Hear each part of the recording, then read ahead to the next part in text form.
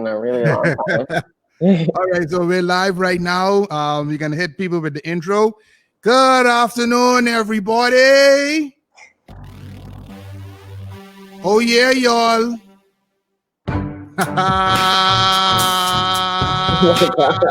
Yeah, that's it.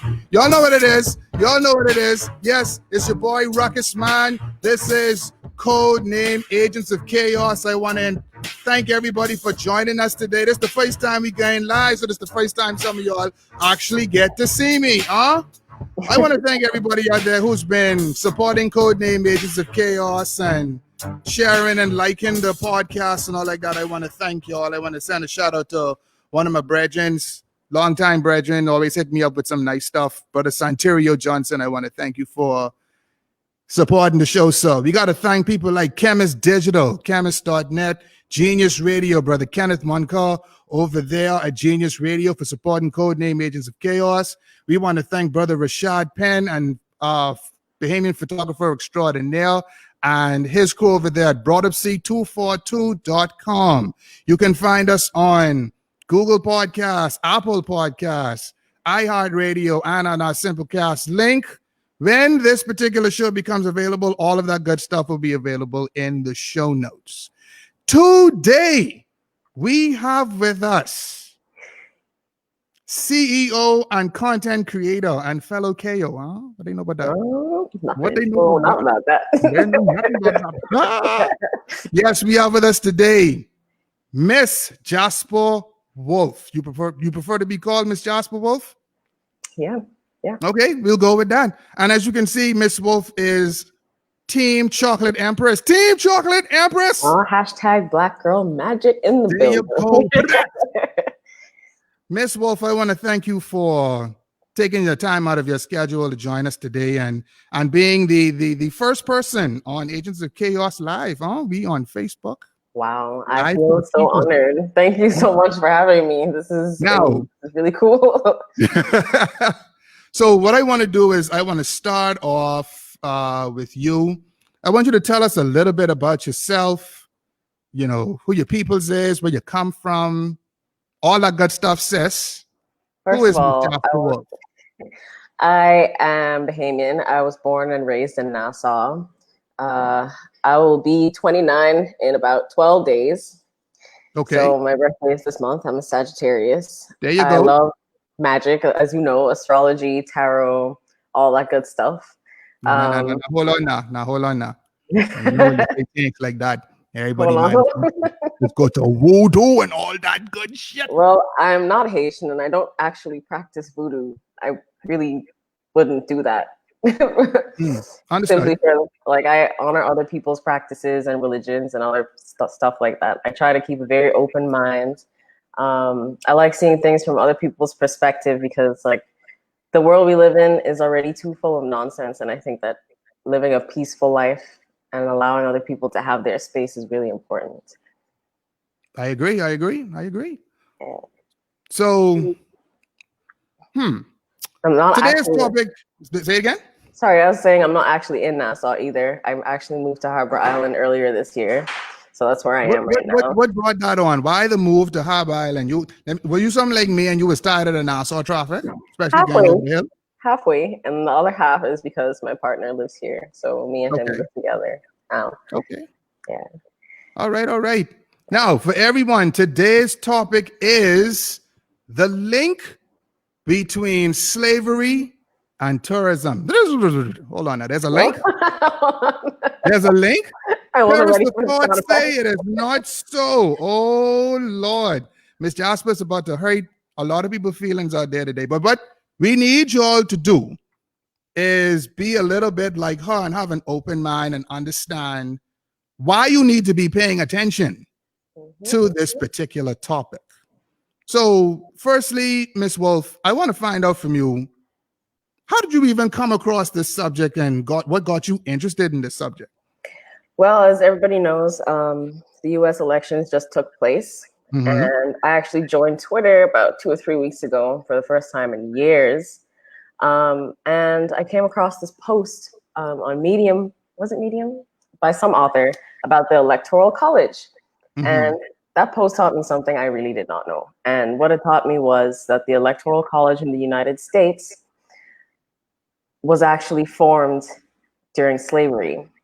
And one of the tenets within the Electoral College at the time was that Black people's votes would only be worth 3/5 of a vote. And essentially, what was on the law books at that time was that Black people would be worth 3/5 of a human being.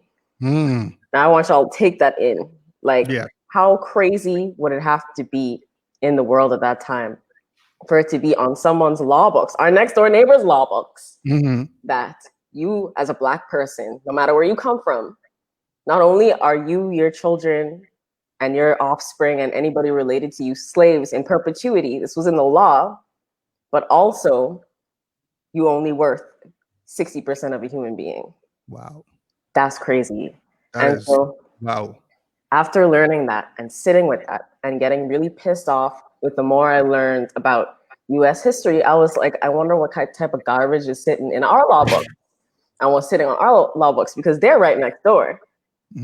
And what I learned also during that time is that freed African people were coming from the US and coming over here, and colonialists didn't like that. So that's I wonder why. Yeah, exactly.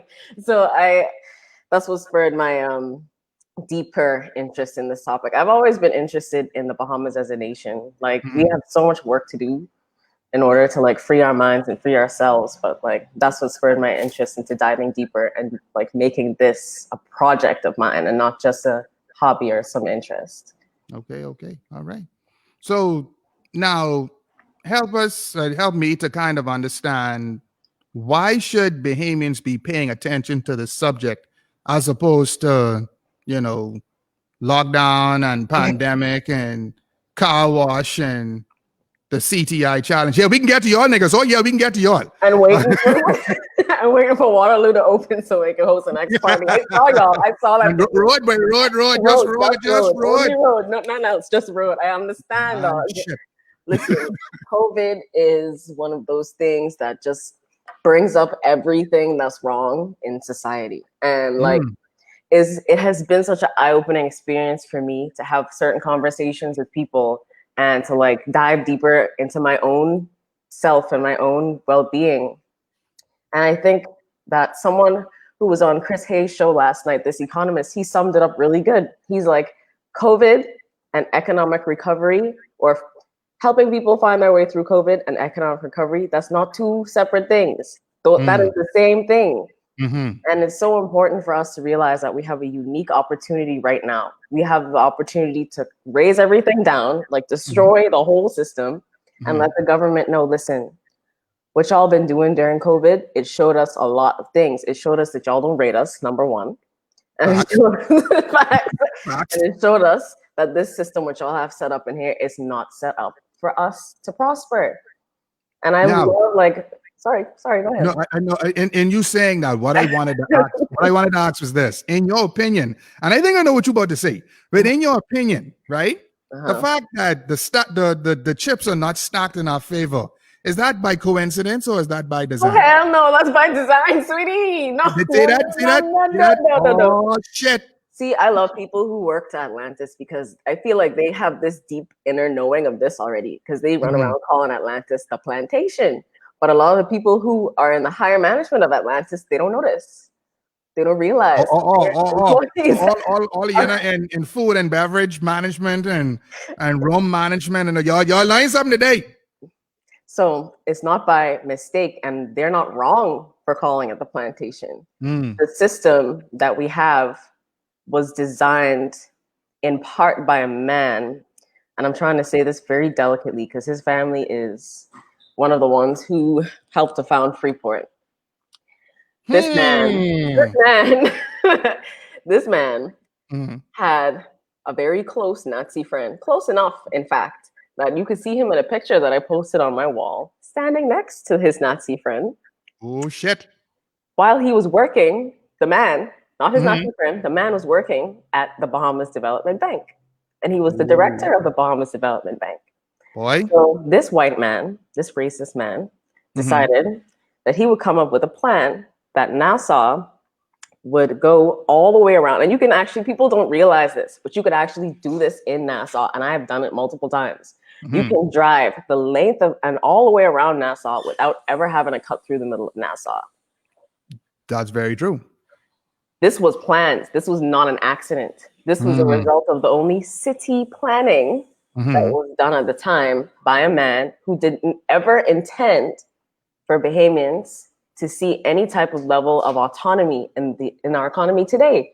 This man's, one of his things was that we don't need minimum wage in this country, you know, just pay them whatever.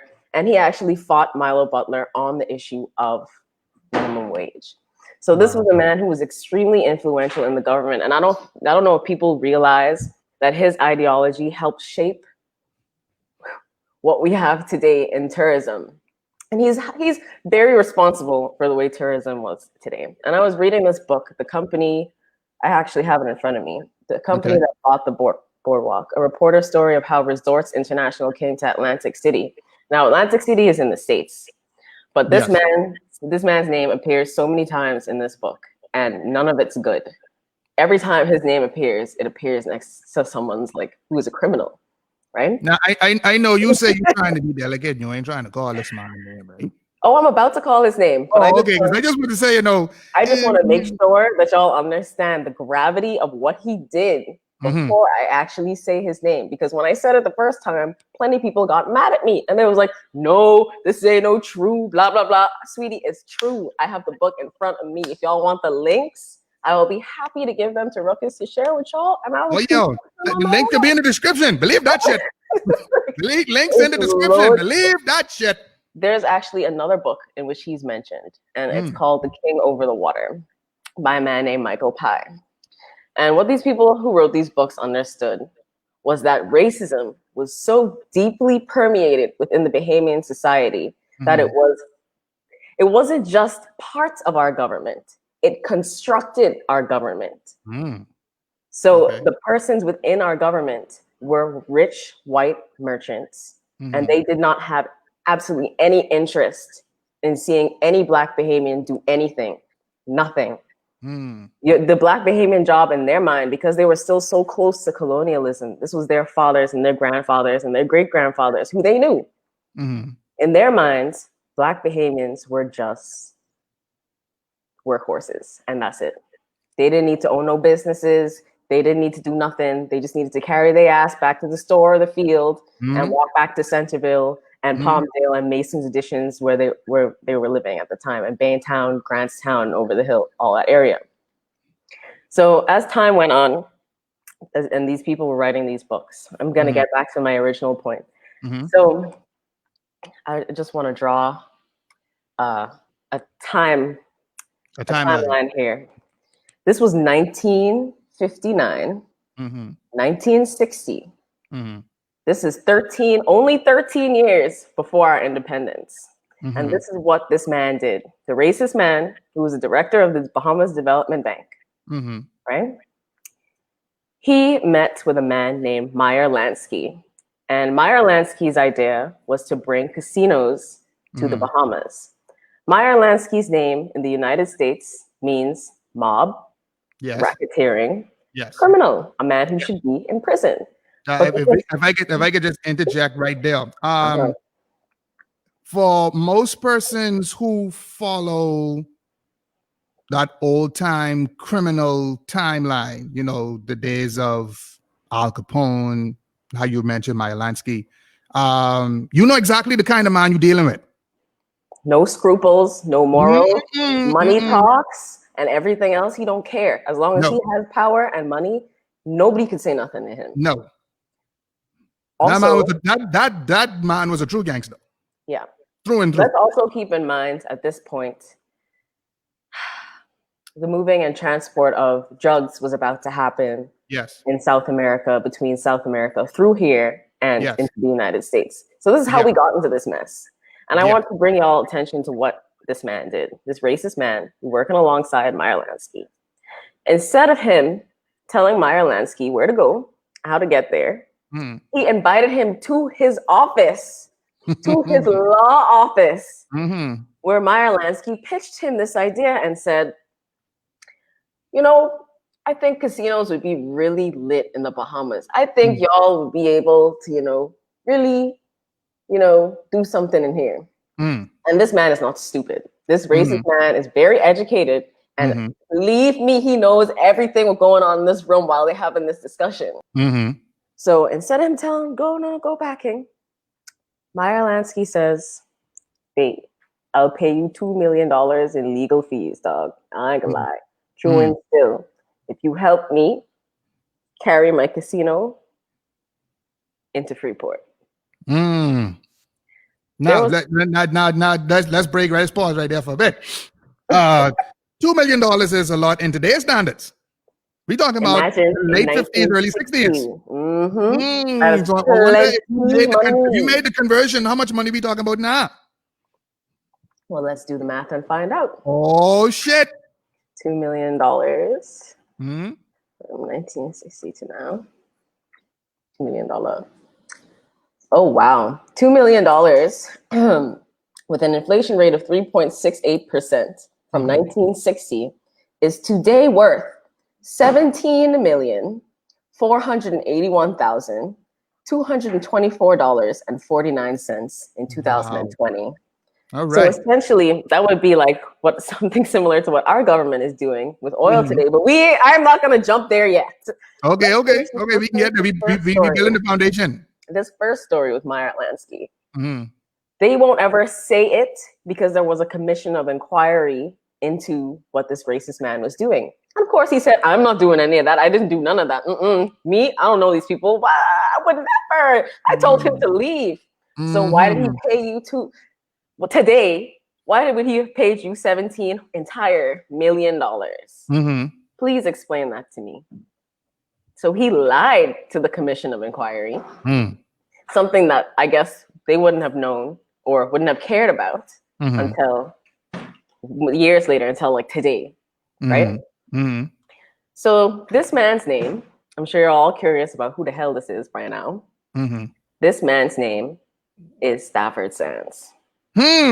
This man is on our $10. Yes.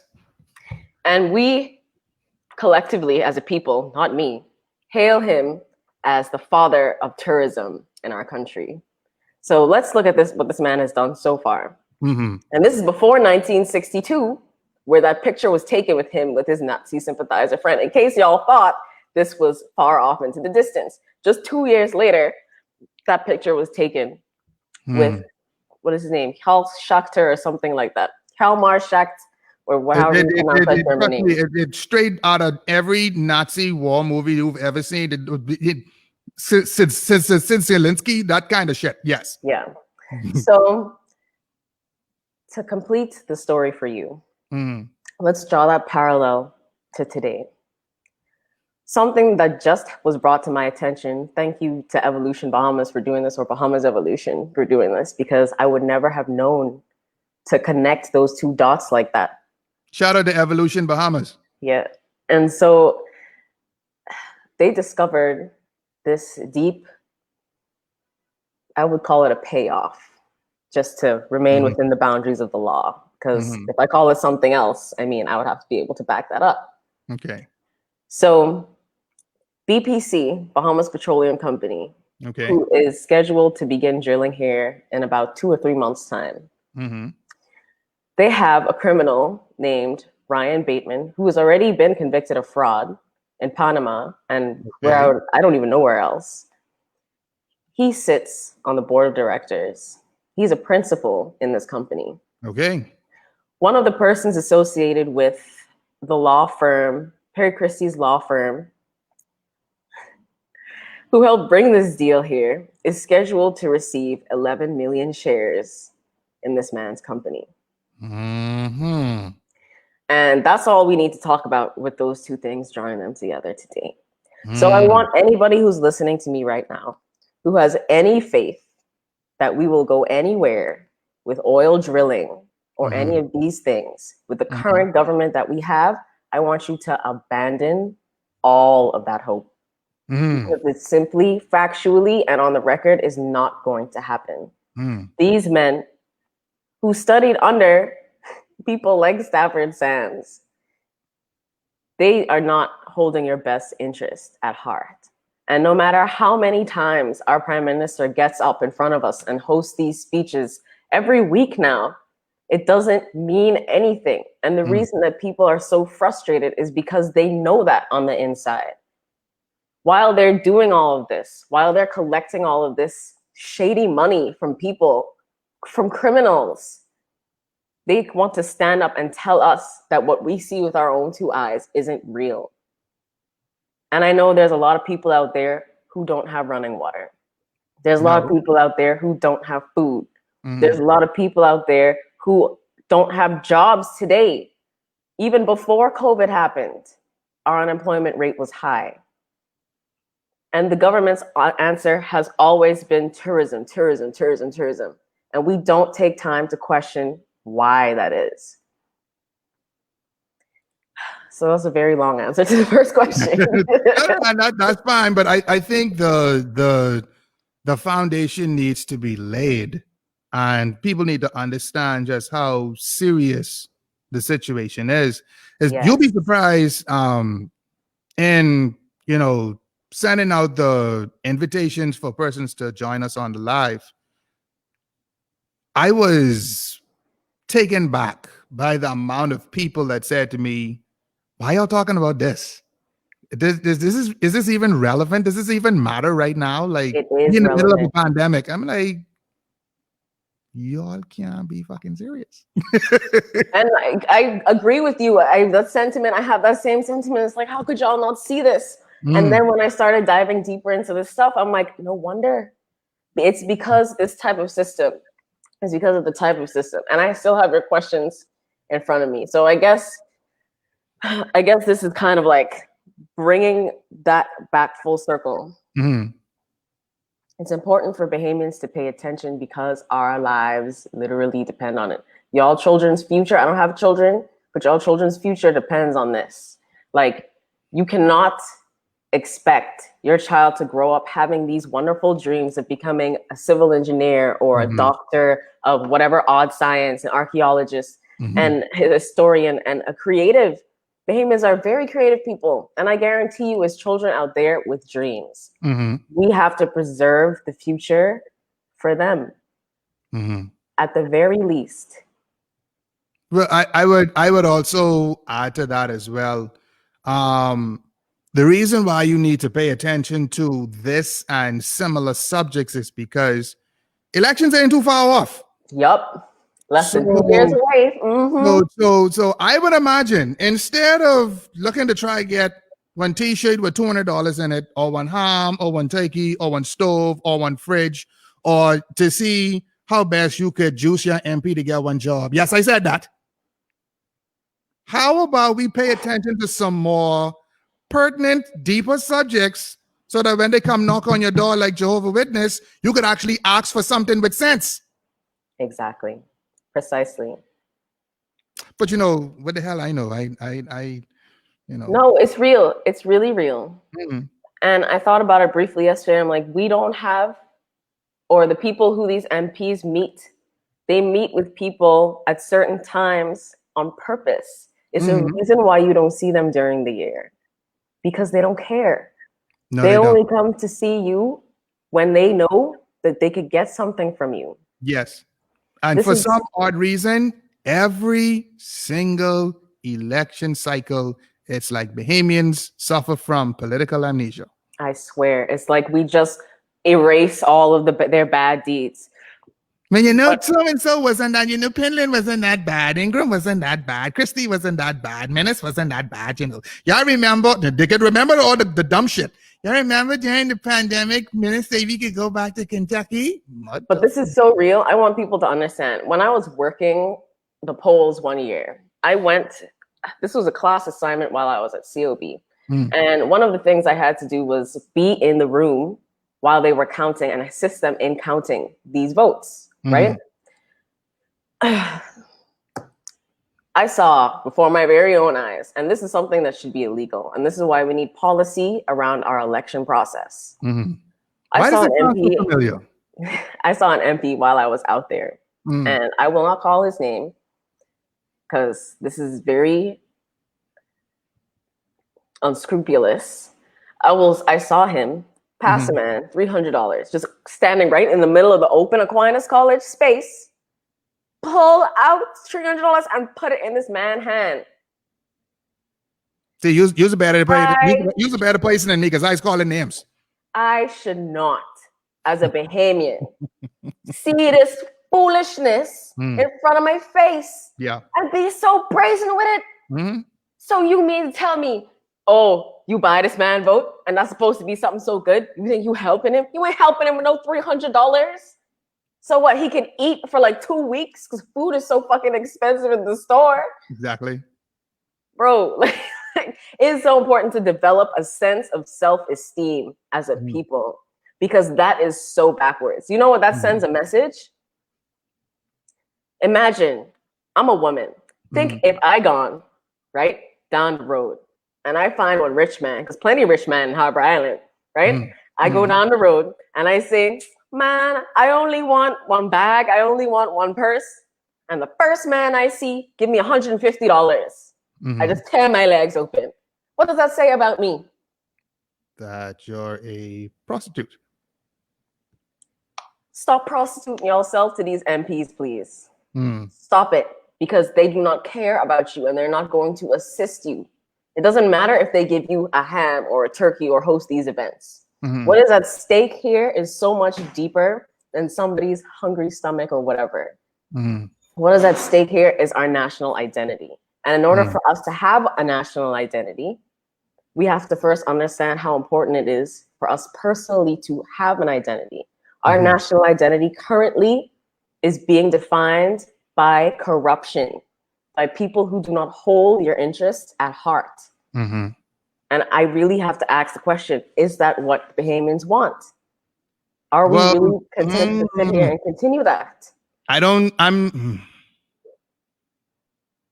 think Bahamians want that, but at the same time, the carrot is being dangled in the other direction. And so everybody looks at that. And for some persons, because I would imagine some persons even watching and listening to this now, they are still stubbornly saying, yeah, but what about jobs? We need jobs. Hold on. We could get to that. It don't always have to be tourism this, tourism that, because they're not actually providing you with an opportunity. They're just providing you with the job that you could work in for like 25 years until you die. Which organization do you know provides every single last one of their employees with an opportunity to scale through the company? Not much. No, not much. No. Before we go on, I even forgot I should have said this from the jump. For those of us joining on the live, if you want to make a comment under the video, please do so. We can and will read some of your comments and questions live on the live. I want to shout out brother Adam Karamo. He sent in a message. Let me just take a look at it. It says, what we need to do what China, we need to do what China's do to corrupt politicians. Oh, shit. Oh, no. It should never be safe to destroy your country. Very true, brother Karamo. That is very true. Very, very true. Never but we have made it safe because we yes. participate in this system that's like, babe, I know you was keep your foot on my neck for like 23 hours of the day, but the 1 hour when you was take your foot off my neck and feed me some Pringles, dog, that is be solid. I ain't gonna lie. That's stupid. Like, that's dumb. Very. And, like, people stay complaining about the government this, the government that. Yes, the government is wrong. We know. What are you going to do about it? Sit back and complain, because that's the easiest thing to do. We cannot keep doing this, babe, because it's not working. I do want to get your response to this question. And the source or the beginning of this question came, I was actually speaking to an employee of Microsoft, a very high-ranking employee in Microsoft. And he said to me flat out that we have turned slavery into our #1 industry. Yeah. So With that being said, the question is, it's been said that slavery is essentially or tourism is the how should I put it? Tourism would be the sterile name that slavery has now in the country. Now, how do you respond to that? I would respond to him by telling him he's absolutely right. He is correct. And so now, I in saying that, I've told other Bahamians that, and they get upset.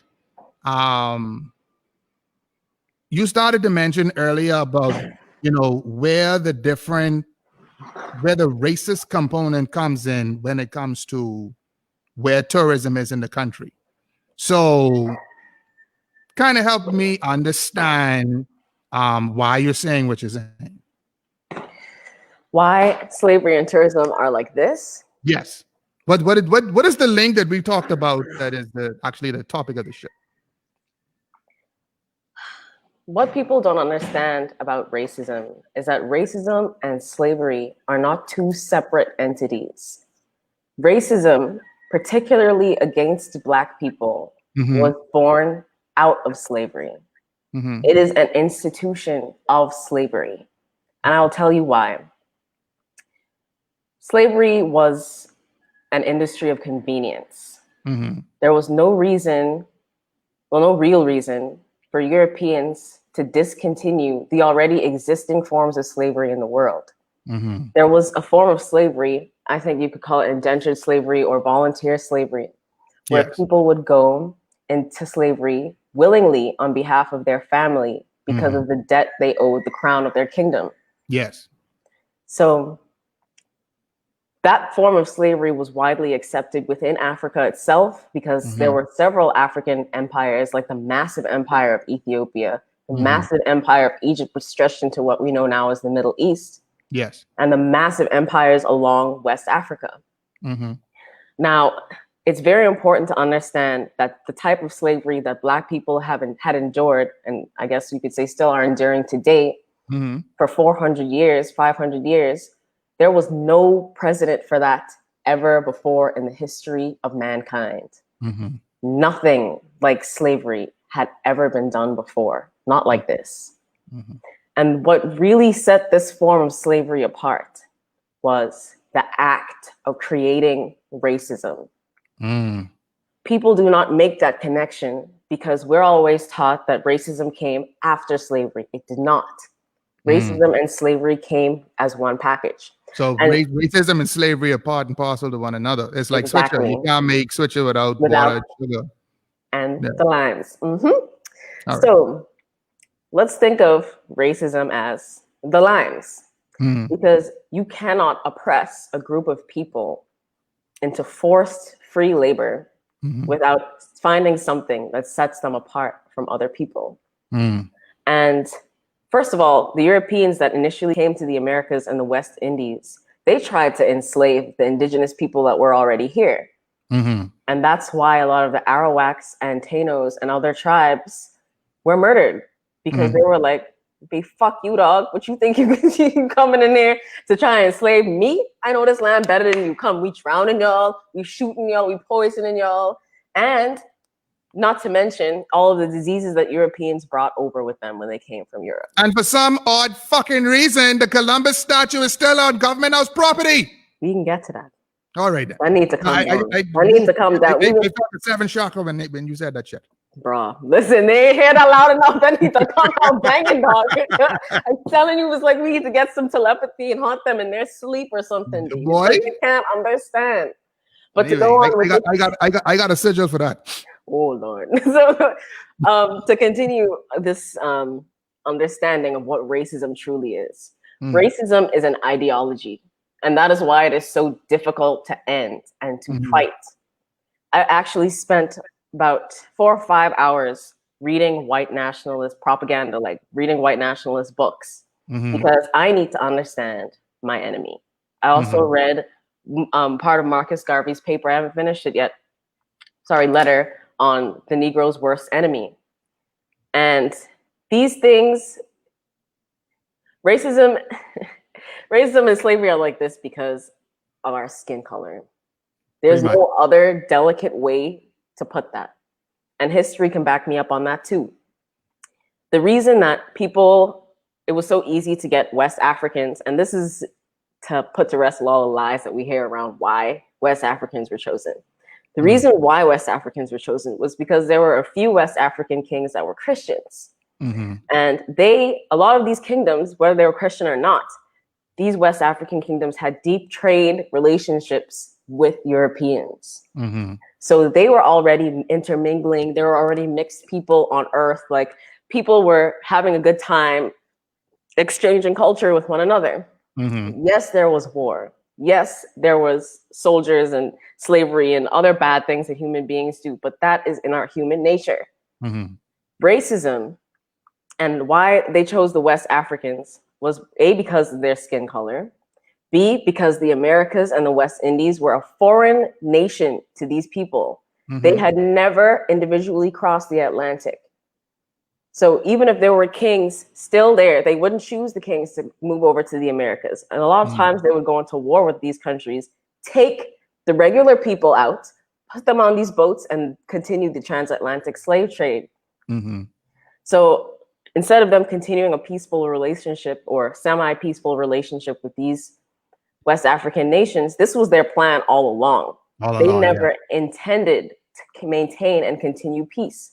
So their weapons of choice were priests and traders, and eventually the mercenaries who came to West Africa and started stealing people.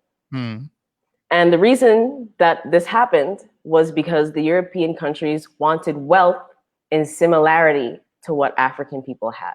Yes. African people, they've sat essentially on a never-ending literal gold mine. Yes. There is so much gold in Africa. There are so much natural resources within Africa. Yes. That for them to have access to that, they would have had to slaughter and maim so many people. So instead of doing that, they decided to go rape, steal, and pillage halfway across the world. Yes. So when they got halfway across the world, they realized that Europeans wanted to move over there. More and more regular Europeans wanted to come, including the British. The British are not exempt from Europeans, by the way. I just want to make that abundantly clear. But it wasn't just the British. They tried to, but it was Portugal, France, Spain was one of the worst. They wanted to waste offenders. So France too. France is not exempt, and that is why I will continue to fight for Haitians, because they did not deserve the hand that they were dealt. All of this, including Haiti's state today, all of this dates back to slavery and racism. And the thing that y'all need to understand, and this is the big puzzle piece, racism was created because they needed an excuse.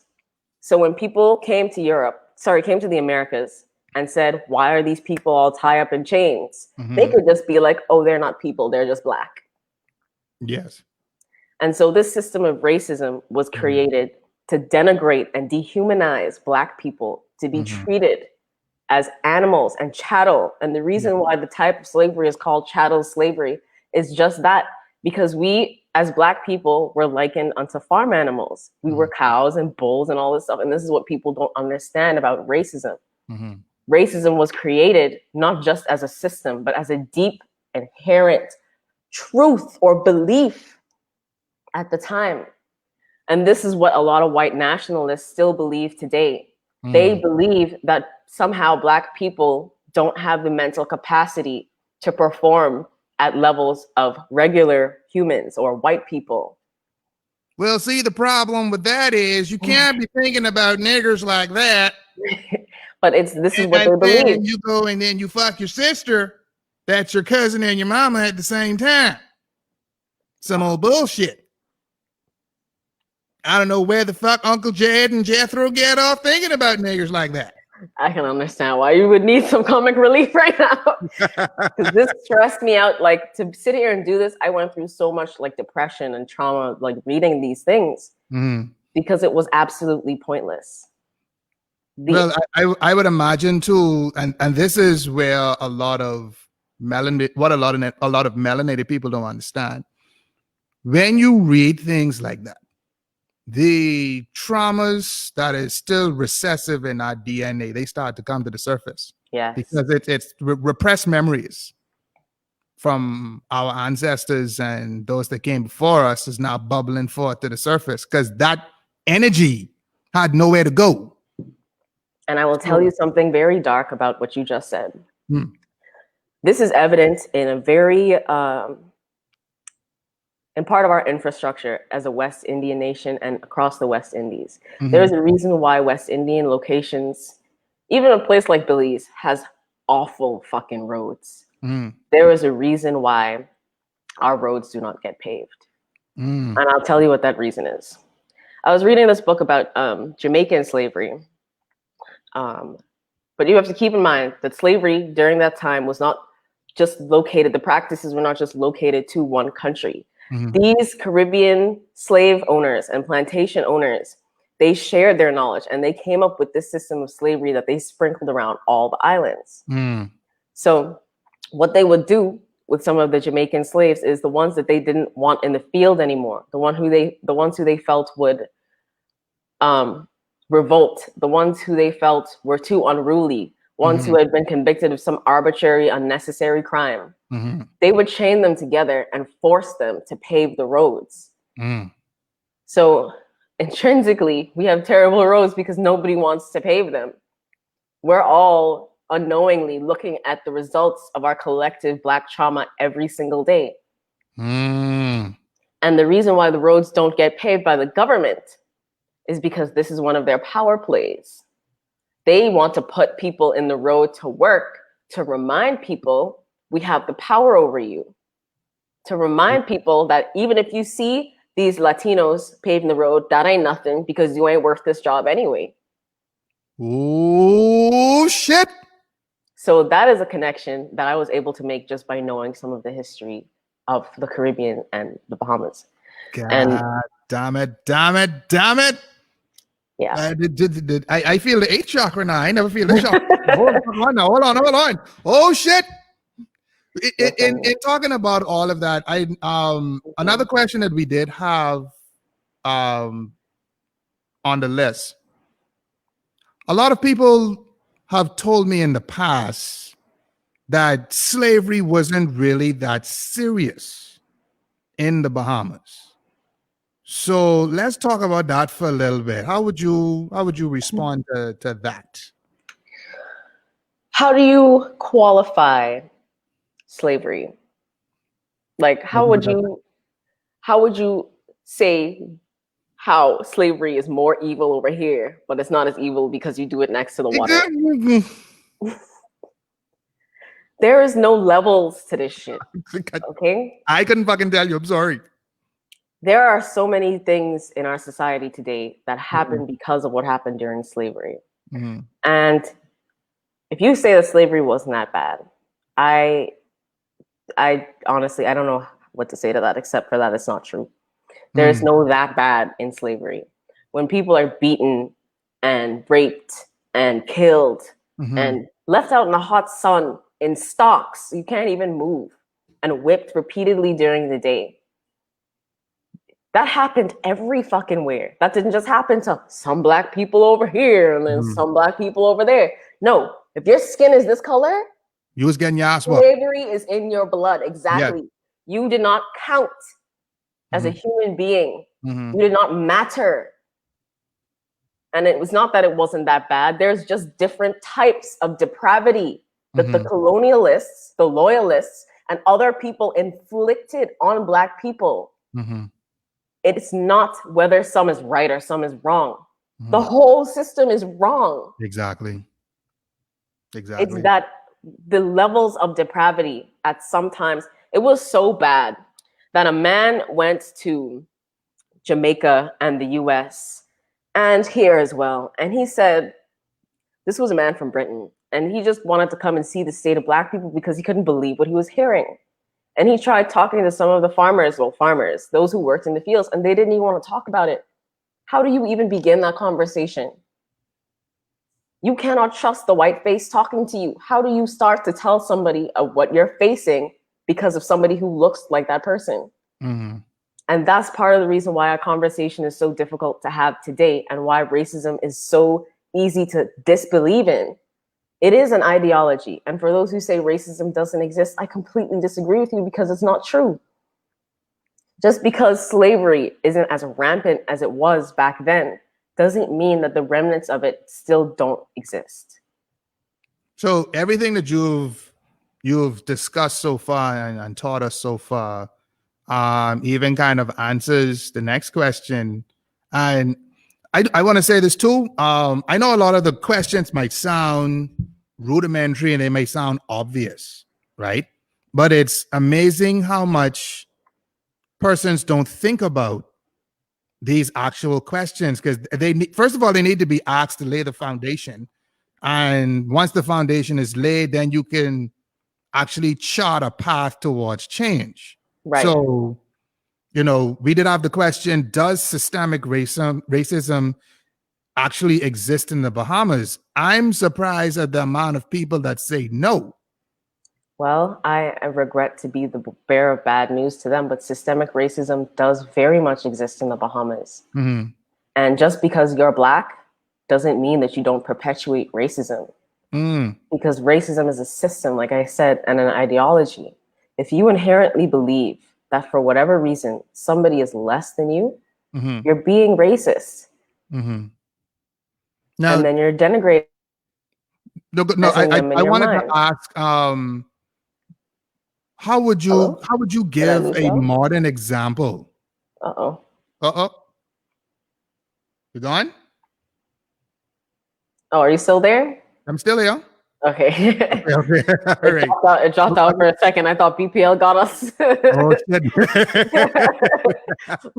I wanted to ask, could you give a modern day example, a present day example of what the residual of systemic racism looks like for the country? Yes, I'm so glad you asked. I actually discovered, I'm going to link two texts together right now. Okay. And I'm going to do it using Marcus Garvey. Okay. Because people love to say that Marcus Garvey was this, Marcus Garvey was that, and then completely ignore the rest of what he did. Marcus Garvey went to the US and he attempted to set up his organization, UNIA ACL, Universal Negro something. Yeah. A lot of alphabet there that I don't really understand. I'm not good at acronyms. But when he was doing this, he got so much hate from the politicians there, the Black politicians there. One of these politicians that he had to face was a member of this order called Tammany Hall. And I actually have one of the talks from Tammany Hall sitting in front of me. Keep in mind that this is a secret society that only men were allowed to join and only men who are politicians were allowed to join. And this man... Why does that too sound familiar? How does his name pronounce? William L. Riordan, and this talk was made in 1963. And the beginning of this talk is about honest versus dishonest graft. Now, the politician who Marcus Garvey faced from Tammany Hall actually tried to shoot him. Like, this Black politician tried to have Marcus Garvey shot and killed. Wow. So this letter that Marcus Garvey wrote from jail, The Negro's Worst Enemy, was all about Black people within the US and the West Indies, because keep in mind, Marcus Garvey was Jamaican. Yes. And he was facing the same problems that we're facing today, people saying racism isn't real, that. And he was explaining that not only is it real, but the racists were able to trick Black people into also being racist. It's unbelievable. It's crazy. Like, this man is talking about honest graft, right? And what honest graft is, his example was, if a community order or if a community improvement group wants to buy a park or buy land for a park inside the city where he is, right? Keep in mind, this is a politician. And he goes, this is a politician now. Keep that in mind. He goes and he buys the land. And he already knows that this community development wants this land to build a park. Buys the land and says, you can't have this land unless you pay me this, and this. Does that sound honest to you? No, but it still, again, sounds very familiar. It's not against the law. That is not against the law. But keep in mind, this community that he's buying this land in, the reason he could get it so dirt cheap is because it's already a ghetto area. It's already a rundown area. It's already a place where impoverished people live, and they're just trying to develop the community for their kids. So instead of this man go in there and help them, he makes their lives much harder. He goes in there and makes their lives way more difficult than it has to be. And he doesn't care because in this speech, he's talking about his own interests. He does not care about the interests of the people. And he's pretty much saying that outright. He don't give no fucks. He don't give a fuck. And these this is the place where this black politician was studying. And I want y'all to understand something. To get into politics, you gotta know this material. You gotta be well versed on this, because the ideologies that these people have, it is baffling to me. How do you even get to that point where you say that this is a thing that's okay with me? And this is why I say the systemic racism continues, because they will look at the proposal that you give them, right? But because you are not a foreign person, or you are not a person of interest in their circle, or to them, or to help them further their personal goals, not political goals, personal goals, pocket, deep financial, whatever goals. Yes. You do not rate in their book. And this is a leave over from slavery, from racism. And you have to understand the climate that we came from to have the government that we have today. It was not that long ago that the UBP was in power. It was not that long ago. It was not that long after the UBP was in power that Sir Lyndon Pinling magically came out of nowhere to save the Bahamas, which he did not save the Bahamas, by the way. Oh, shit. So all of these politicians... You created some enemies with that one. That's fine. I'm sure I created some. I don't have anything to lose by speaking about the truth when it concerns these people, because they don't have any power over me. They don't. There's nothing that they can give me or take away from me that would matter to me. Facts. Like, I don't understand where we get this mentality from. I mean, I guess I do now. Where do you get this mentality from that these people are some kind of lords and saviors to our lives, when all they've been doing is the same thing. Taking these legal fees to their companies, taking these underhanded deals. All of us, how could y'all forget about Shane Gibson? This man sold permanent residency to Anne Nicole Smith for a Rolex, dog. A Rolex, babe. Mother sick. That ain't even money, bro. That ain't no land. That's a Rolex, man. That's a watch, dog. I break now, you finish. It ain't even a Patek Philippe, dog. You understand what I'm saying? It's a Rolex, bro. A Rolex. So while we as a collective people, as the majority, while we are out here scrapping for a couple dollars to head to super value, these dudes bartering and brokering these dudes behind the veil where you can't see. And then come into your mouth and your face and saying, "Be I ain't gonna lie, right? Grease my palm with these taxes, dog." Does that sound sensible to you? No, it does. It does sound like we getting thoroughly fucked in the ass, though. That's what it sounds like. With no lube. No lube whatsoever. That's hard, dry, and rough. Wow. But this is the hard truth that we as a people, we don't understand, and we need to ingrain this into our system. And acknowledge the sacrifices that our ancestors had to make to get to this point. Because I do want to ask this. Does it make sense trying to ingrain this or trying to reach the heart and minds of older Bahamians? Or do we take from, say, my generation or maybe a generation before me and go down? Do we do that? Because when this next election silly season really get in the high gear, watch all of mommy and daddy and grammy and grampy and all they run on with the same fuckery. If you don't vote, you don't have a voice. and my mommy is PIP, and my dad is F&M, and this and that, and that, born, bred, and dead, and that. Do we even try to speak to the older generations? That's a very difficult question. And it's difficult because it's frustrating, because I feel like they should know better. They have something tells me that they do, but all of this shit we've been talking about and you've been explaining so far, this is clearly very real choices being made. Yes. So they know better. They just truly don't give a fuck. That is why it's so hard, because there are some older people who actually do care about the development of the Bahamas. I also think that living through times like that, hindsight is 20/20. Like, you don't always get all the insight which you need from that time. However, I agree with you. Very real choices were made by very real, still living today Bahamians. And I don't understand the conversation that needs to happen between our generation and them. Because the conversation that has been happening is this: y'all too lazy to work. Y'all too lazy to do this. Y'all. A lot of blame and responsibility being thrown and none being taken. So my next question is a very difficult question to answer. And it is, are these people narcissistic?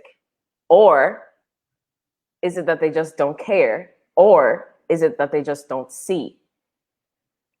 And I feel like once an individual from the older generations can answer those questions, I feel like we can make a lot of progress with them. But I'm not even focused on them, because they have had a lot of opportunity over the last 4+ decades that we have been an independent country, to actually do something.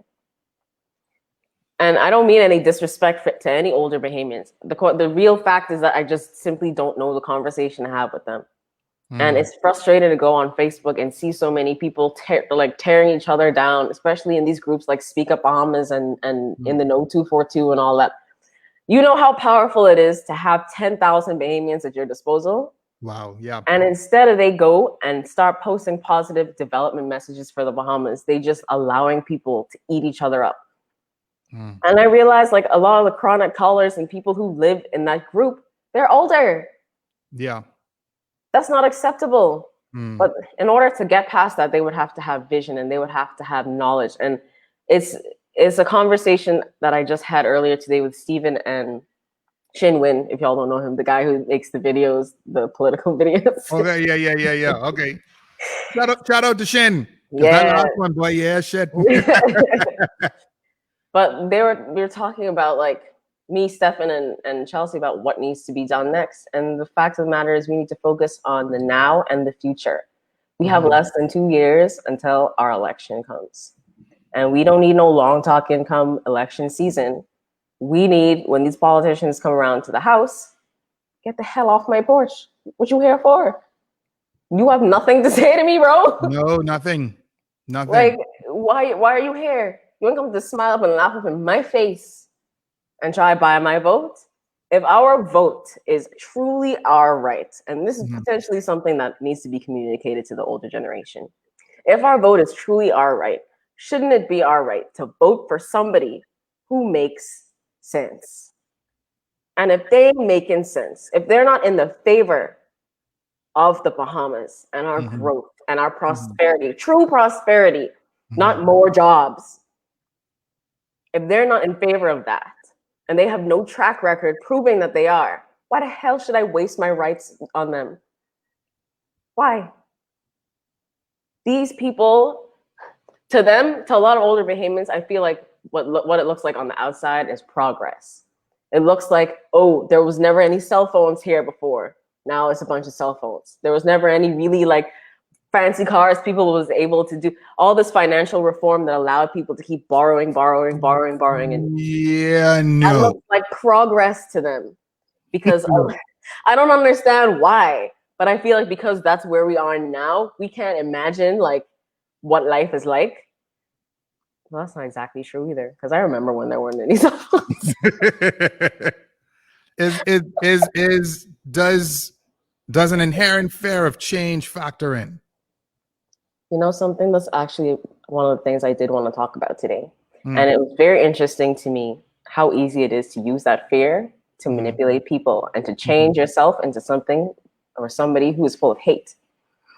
So one of the stories that I read from this white nationalist report or series of interviews was about from this man who was over 50, and he was getting sick and he was about to die. And this person was, working with him and was writing these interviews. And this man said, I used to live in this neighborhood where you could plant trees and you could just be free and send your children to play. Listen to me. And send your kids to play in the woods down the road and all that stuff. And it wasn't until a little bit later down in the article, he's like, yeah, that neighborhood was all white, but we didn't really think about it like that. We had Black people come in to do jobs for us all the time, and we didn't really, consider race to be a factor. And this man, his family had immigrated from Slovakia, so he wasn't used to American racism and all that. So they just were like, okay, if you're a good person, we don't really care what color you are. Why should that matter?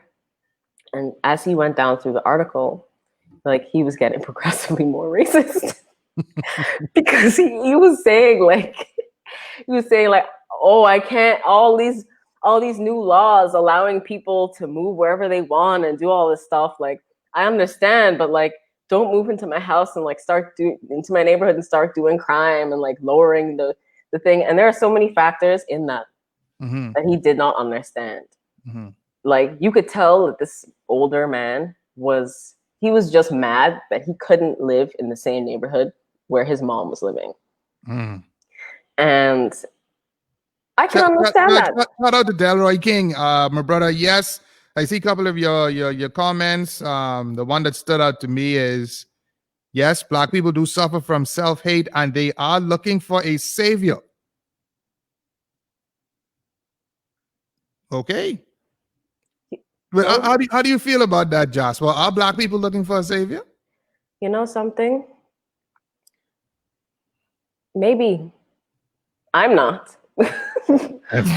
But like, maybe what we really need is somebody who stands up and is like, listen, this is what it is over here and this is what it is over here. What y'all for? Y'all want to go forward or y'all want to stay here? What y'all trying to do? And the problem is with that, I don't know, because sometimes I feel like our people are so stubborn that anybody who says something like that, they find something wrong with them. Oh, you getting paid by this person, oh, this person. So maybe what people are looking for is a savior, but the fact of the matter is this. The only savior is the one who is staring back at you when you look inside the mirror, bro. There you go. You have to take responsibility for your actions, your thoughts. And that's what you gotta do. And the same thing you say, if you really about progress and you stay complaining about the government, what the hell are you gonna do about it? And I was like, if you want to go today, look in the mirror and stand there for 5 minutes and ask yourself that question. What do I want to do about the situation that I'm in my country? How do I really feel about living here and being from here? And what am I willing to do for my future generations to fix it? Which I think what you just said is a good segue into the next point that we have. Could you kind of give us your observations and your perceptions of Bahamians versus non-Bahamians, especially in this country? Well, it's interesting because ever since I moved here, I have had a few amazing conversations with expats. You know, a few of my good friends are expats. My partner is an expat. And I don't have any problem with expatriates. But there's types of people that I do have a problem with. And I don't hang out with those people. I don't associate myself with those people. And if I smell this type of person around me, I just leave. That type of person is evil or self-serving. Like, we are all already self-serving enough as human beings. We are all selfish enough, and that's fine. That's normal. But when you go out of your way to step on other people to get what you want, I have a serious problem with that. I have a very serious problem with that. Now, one of the things I think one of the mistakes we kind of make in the Bahamas is figuring that kind of person is white. That's not always true. Ha ha ha. So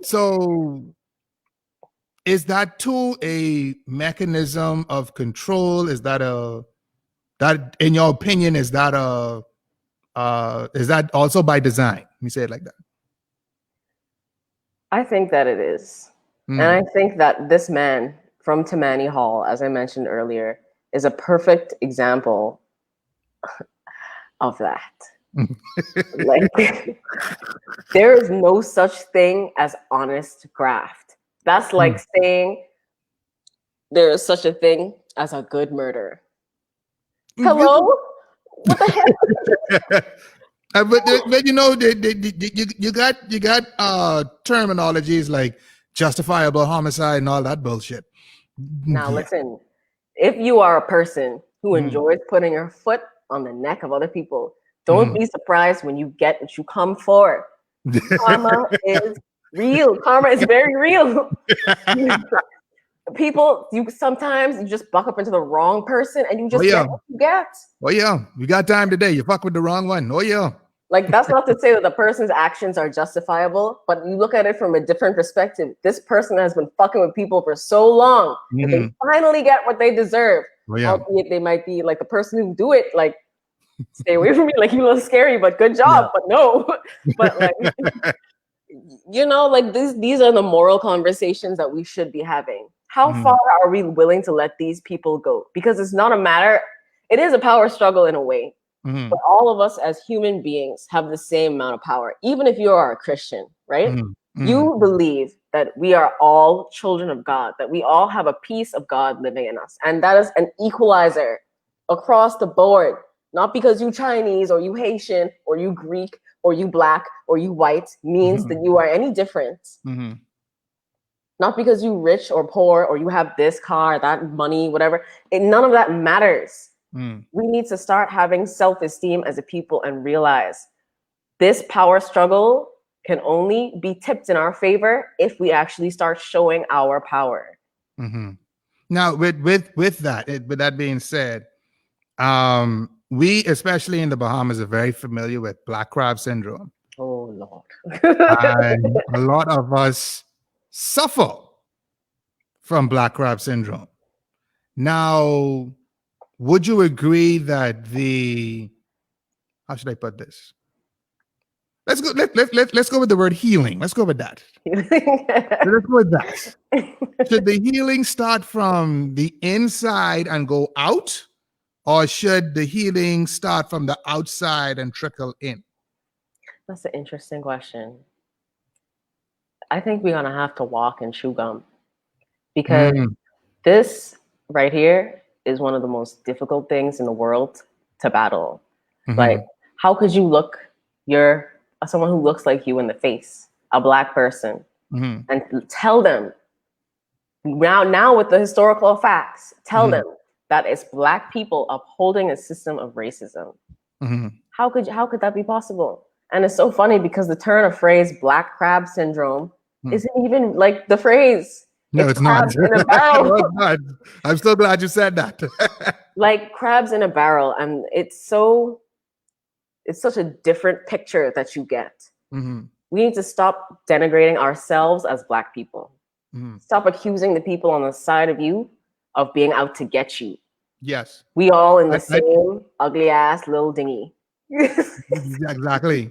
But the thing about that too is, and I think this is where we as a nation need to understand. You mentioned it earlier, or you started to mention it earlier. The power to change the country lies within each one of us, the individual citizens. Yes. Right? We as Bahamians, and by extension, black people around the world, we still struggle with accountability. We do not take accountabilities for our actions. Something as simple as what we talked about on the show last week. A man will complain about his 4, 5, 6 baby mamas hauling him into court.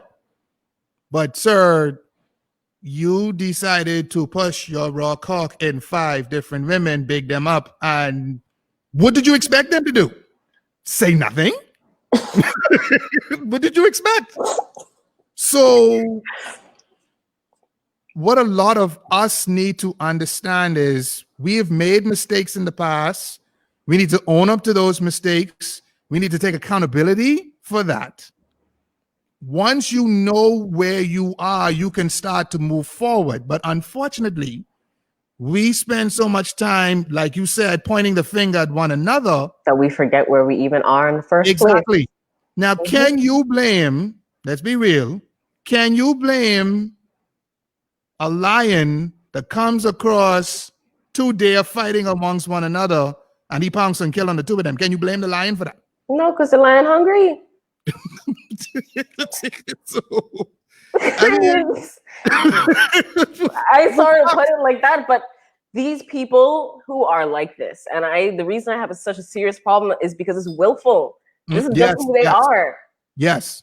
They know who they are. Yes. I don't care. Who are you?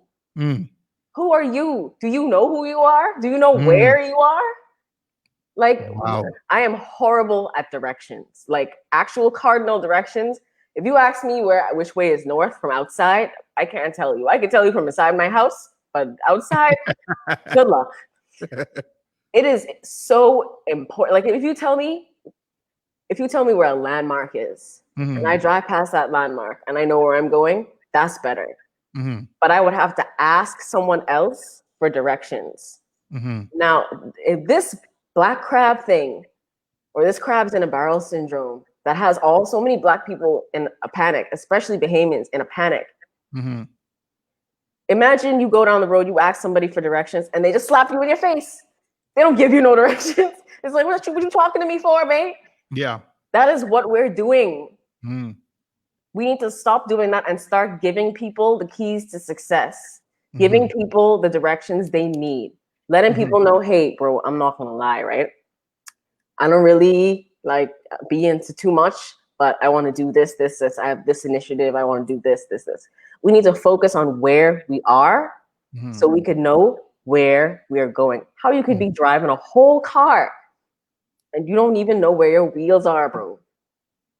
But you pointing at the person in the passenger seat, blaming them because the car ain't even turning on. That doesn't even doesn't make any sense. You ain't give me no gas money. Shut the fuck up. But your tires ain't even on though, fam. Where we going? Like, I love Black people, and I will forever love Black people from wherever they came from. I love all people because everybody has something to offer, even these terrible individuals. And what they have to offer us is a lesson. When are we going to learn the lesson that they're trying to teach us? It's like if you go to school every single day and a bully meets you to school telling you, give me my lunch money. Wouldn't you start picking a different way to go to school? Or either that, or you're going to have to someday develop the testicular fortitude, the balls, to stand up to the bully. Exactly. Now, and I'm glad you mentioned that, because what I think a lot of people are afraid of, which is what the government counts on. Going back to your bully illustration, the bully knows that he has the strength and the means to fuck you up. Yes. And when you said, but if you entertain the thought of, I'm going to fight this bully, the first thing that comes to your mind is, but he might smash my face in. That's very scary. That's very scary. Right? So now, do I want that smoke? And I think a lot of times, past administrations, and even this current administration, they know, okay, a lot of people are going to stop and think, are they really going to challenge the government or challenge the administration that's in place? Now, here's another part to that analogy. Let's complete the analogy. Because a lot of times we feel individually like we're alone in doing this. Okay. We're the only people sitting here having this conversation. We're not the first people to have this conversation. No. You know what I find interesting about this too? I'm looking up at the statistics for the live, and we have 10 people. Now, let us be talking about ratchet shit. You have like 5,000. Oh, fuck. Maybe I should take off my clothes. No, I'm not going to do it. No. I mean, you're an attractive woman and all, but you know. No way. But imagine if you went to school and that bully is there every day, but now you have 5 friends who walk to school with you every day. So the 5 of y'all walk up to this bully, the bully start talking, and y'all just start kicking the shit out of him. Now, the bully is going to fight back, but at the end of the day, what do we really care about? Do we care about winning the battle, or do we care about winning the war? Real.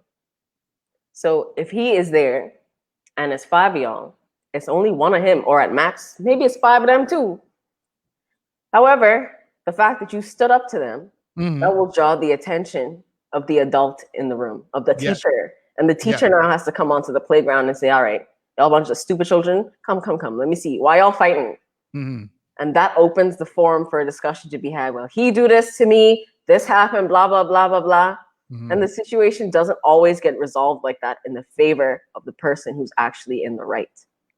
But let's say a teacher actually knows this bully and is like, listen, I know what you always do every single morning when you stand to this gate. You think people blind. You think people stupid. Mess with them again and see what happened to you. And I think the teacher is like a savior analogy that we as a people are hoping for. Okay. What if the teacher never comes? What if the savior doesn't arrive? What if the only person, the only set of people that we have to rely on in this whole country are the people standing right on the side of us, living right next door? We have a question from Delroy King again. He asks, or he said, sorry, we need to figure out why Bahamians don't stand up. I think that people are sketched out by leadership. And a real good example of this was Renard Henfield. I'll never forget that thing. Mother flip, he swing all us so sweet. Ooh. He had all us marching about in the road, talking about we march, Bahamas, we this, we that. Shit. So the level of trust that we have for each other is low. And like, that's not just a Bahamian thing. That's a global thing. People are trusting each other less and less and less because we can pretty much see each other's thoughts every day on the internet. But yeah, that's true. And I say like that is actually a reason to start trusting people more. To start gathering in circles with people who you actually gel with and agree with. It doesn't have to be everybody coming together in this big gumdrop amalgamation of nonsense, because that's still chaos. It has to be an orderly grouping where people who are in different coalitions and different groups. And I love Tin Pearl. Watch how you talk shit about chaos. Watch how you talk shit about chaos. I just play with you. Tin Pearl did this in a really amazing way. And this is something that I just mentioned to Shannon and those people commenting under there today, and Stefan, shout out to Stefan Delaveau, one of the best economists that this whole country has to offer. All right, shout out to Brother Delaveau. Bruh, these economists, I feel bad for them because their hindsight, insight, and foresight is 2020 all the time. We need to start listening to them. And what they're trying to tell us is to group up into similar groups, not factions, not militias, we ain't trying to kill nobody, shoot nobody, or do anything against the law. But the more we work together in groups that have similar interests, the more power we have. So instead of feeling like, oh, I got to fight the government by myself, I got to do this, I got to do that. No, you have what you can do and what is most useful to do, what is most effective is to find 4 or 5 people, even if it's 2 or 3 people, or just one more person to say, okay, I'm interested in this, this, this, and this. Are you also interested in helping me do this project? You know, it doesn't have to be for money, but I think we leave out or deny the power of having a project or a hobby outside of our job. Instead of us focusing on where I get my drinks, where I get my weed, where I get this, how I could beat these children now. What is it that you actually want to do? Imagine if all of the nail technicians in the whole Bahamas, and it's plenty of them, imagine if all of them came together and formed a group. You know how much people that is? Yes. Imagine if all of the barbers came together and formed a group and said, "Babe, we're going to do this community initiative. We're going to do this. We're going to give back to the people who've been coming to us to cut their hair for years." Now, I do want to say this. And I'm sorry if this sounds counterintuitive. I'm sure initiatives like that have happened in the past, right? But there's always going to be at least one raggedy bitch. What a raggedy bitch who trying to rat people out? Yes, there's always going to be one raggedy bitch, one selling out motherfucker. This is why that's going to cost your entire initiative. Now, what do we do with people like that? Because you say, we can't put them in the back of the bush and then they go missing. We don't want to do that like China. Just tie your foot to 2 pieces of big rock and straighten South Beach Canal. What the flip? Don't say that too loud. But seriously, how do we deal internally with sellout people? Now, this is a very deep discussion because those types of people, sometimes they have a mental issue. Other times they just straight up narcissists. And that's a whole new conversation for a different day. But like, you can vet these people by asking them specific questions when anybody comes into the group, by having a contractual agreement with the people within your group. Okay. And if anyone breaches these contracts or is found to be, I don't know, being an op, you have to have a set of rules that deals with them. And I'm not saying drop them in South Beach Canal. Oh, Lord Jesus. But there are ways socially to ostracize people to let them know you're not going to reap any of the benefits that we're getting simply because, and this is so in the way of using the system against the players, because this is what the people who are in government do now. Yes. Ostracize the person and let them know straight up, you hurt our initiative. You caused us a lot of money, a lot of time, and a lot of energy, and we are going somewhere, and we're going to get to that place at whatever cost. Let them know you cannot come with us. If you want to go do your own thing, go do your own thing. I'm not a believer in keeping your enemies closer than your friends. That ain't necessary. It's interesting you mentioned op, because I want to say shout out to Brother Jalen. I see you on the live, so I see you. And Brother Jalen, it's interesting that Empress Jasper mentioned the word op, isn't it? Oh, doesn't no. I have a song called ops? Well, it's amazing how great minds think alike. Hey, anyway, Brother Jalen over here in Grand Bahama. So, Mr. Check the work, yes. So, so is that the most effective way, or is that how we begin to deal with persons who are not down for the cause? Let me say it like that. I think it's one way. And I think society has very powerful, intrinsic motivators. Like all of us, we're all equipped with a brain and certain connectors, I would say, like socially, to signal to us whether we're doing something with the group or whether we're doing something outside the group, or whether we're doing something positive in favor of ourselves and the group or not, and the same way negative against the group or not.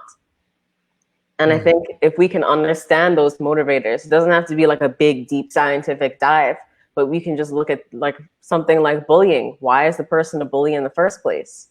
Why don't certain people have friends? Why don't certain people stay in certain social groups for very long? It's all about getting to know other people and dealing with them on the level where you and them are at. If you could meet somebody at somewhere and say, hey, I don't like you, and it's not because you're a horrible person, I just don't like you, but I know that you're interested in, I don't know, making Play-Doh or something. Do you want to make Play-Doh with me? You know, it's about humanizing each other. And it's not about treating the people who are being ops like garbage. It's about showing them as a human being, hey, dog, I'm not gonna lie, you did something really unacceptable. And you need to come out my face. Like, you need to come out our collective face. Not to cut you off, but did you send BPL to GB Power? Because I don't know what the fuck's going on here. But anyway, if you'll hear a strange noise in the background, that's somebody generator had to kick in. Welcome to the Bahamas, everybody. Welcome to the Bahamas. Yes. Shit. He come to take your generator. God damn it. Oh man. So yes, we suffer from these same problems too in Freeport. Yes, we do. But oh man. Now, okay, so let's get back to the questions. You established a timeline of notable persons and events that's led up to this point that we have now. Any other notable persons, notable events that happened that you want to add to what you shared with us so far? I want to say that the Bahamas history is not all negative.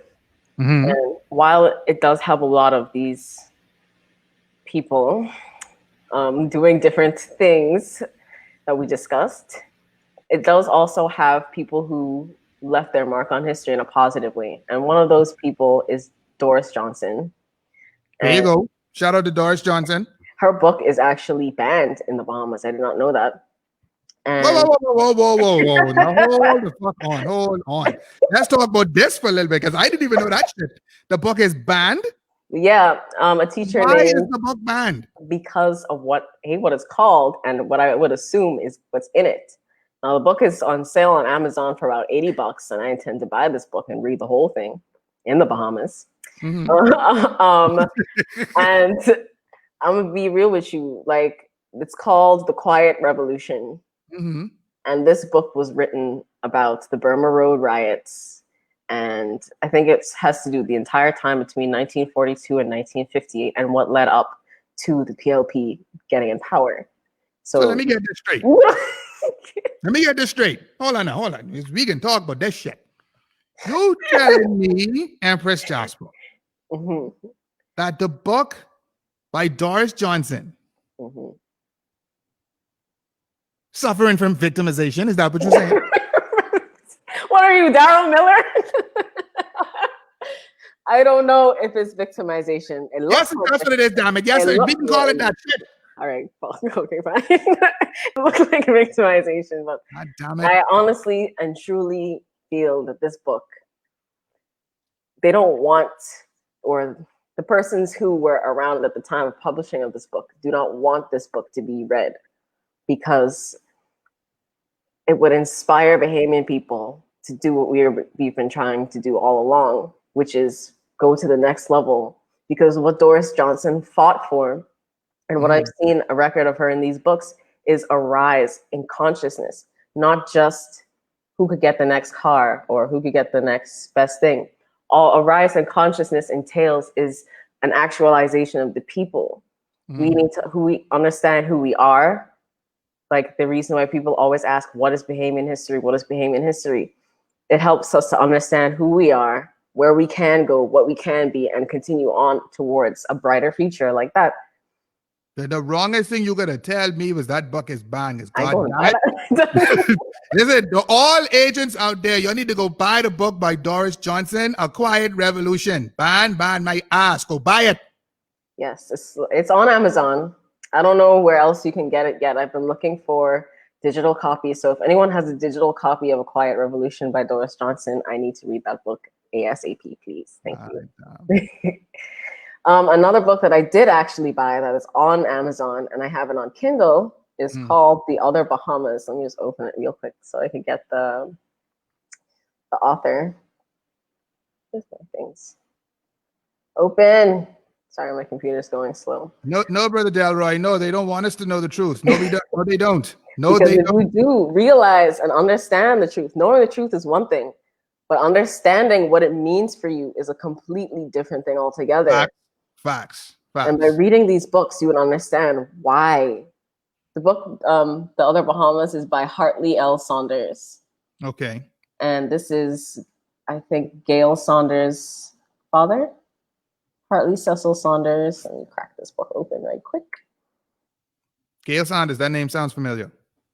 Scholar in residence at the College of the Bahamas. Okay. So in this book, and I'm still in the very beginning stages of this book, where he's talking about the history of Africa and how it's so important that we understand that as Black people. And I know people say Hotep's this, Hotep's that. I mean, the Hotep people have a point. We were rulers. We did have large empires as Black people in Africa that was stolen. So they're not wrong about that. However, what's the current situation now? The deeper we don't need to go into criticizing Hoteps. I'm sure they have their reasons for Jesus, doing what they have to do. Because I don't want to get that. That's like, I don't want to roast anybody on this show. I try to be diplomatic and not roast somebody, because I realize all these powerful things that I say, and I can't now use my words to roast somebody. Yes, Brother Jalen. Yes, Ashe, sir. Yes, Ashe. So what we need to understand, and why this was included in his book, is because we need to understand our bloodline. When we understand what's in our blood and what's in our DNA as people, we have a much brighter appreciation for who we really are, not just who we think we are or who we imagine ourselves to be. It is important to have a history.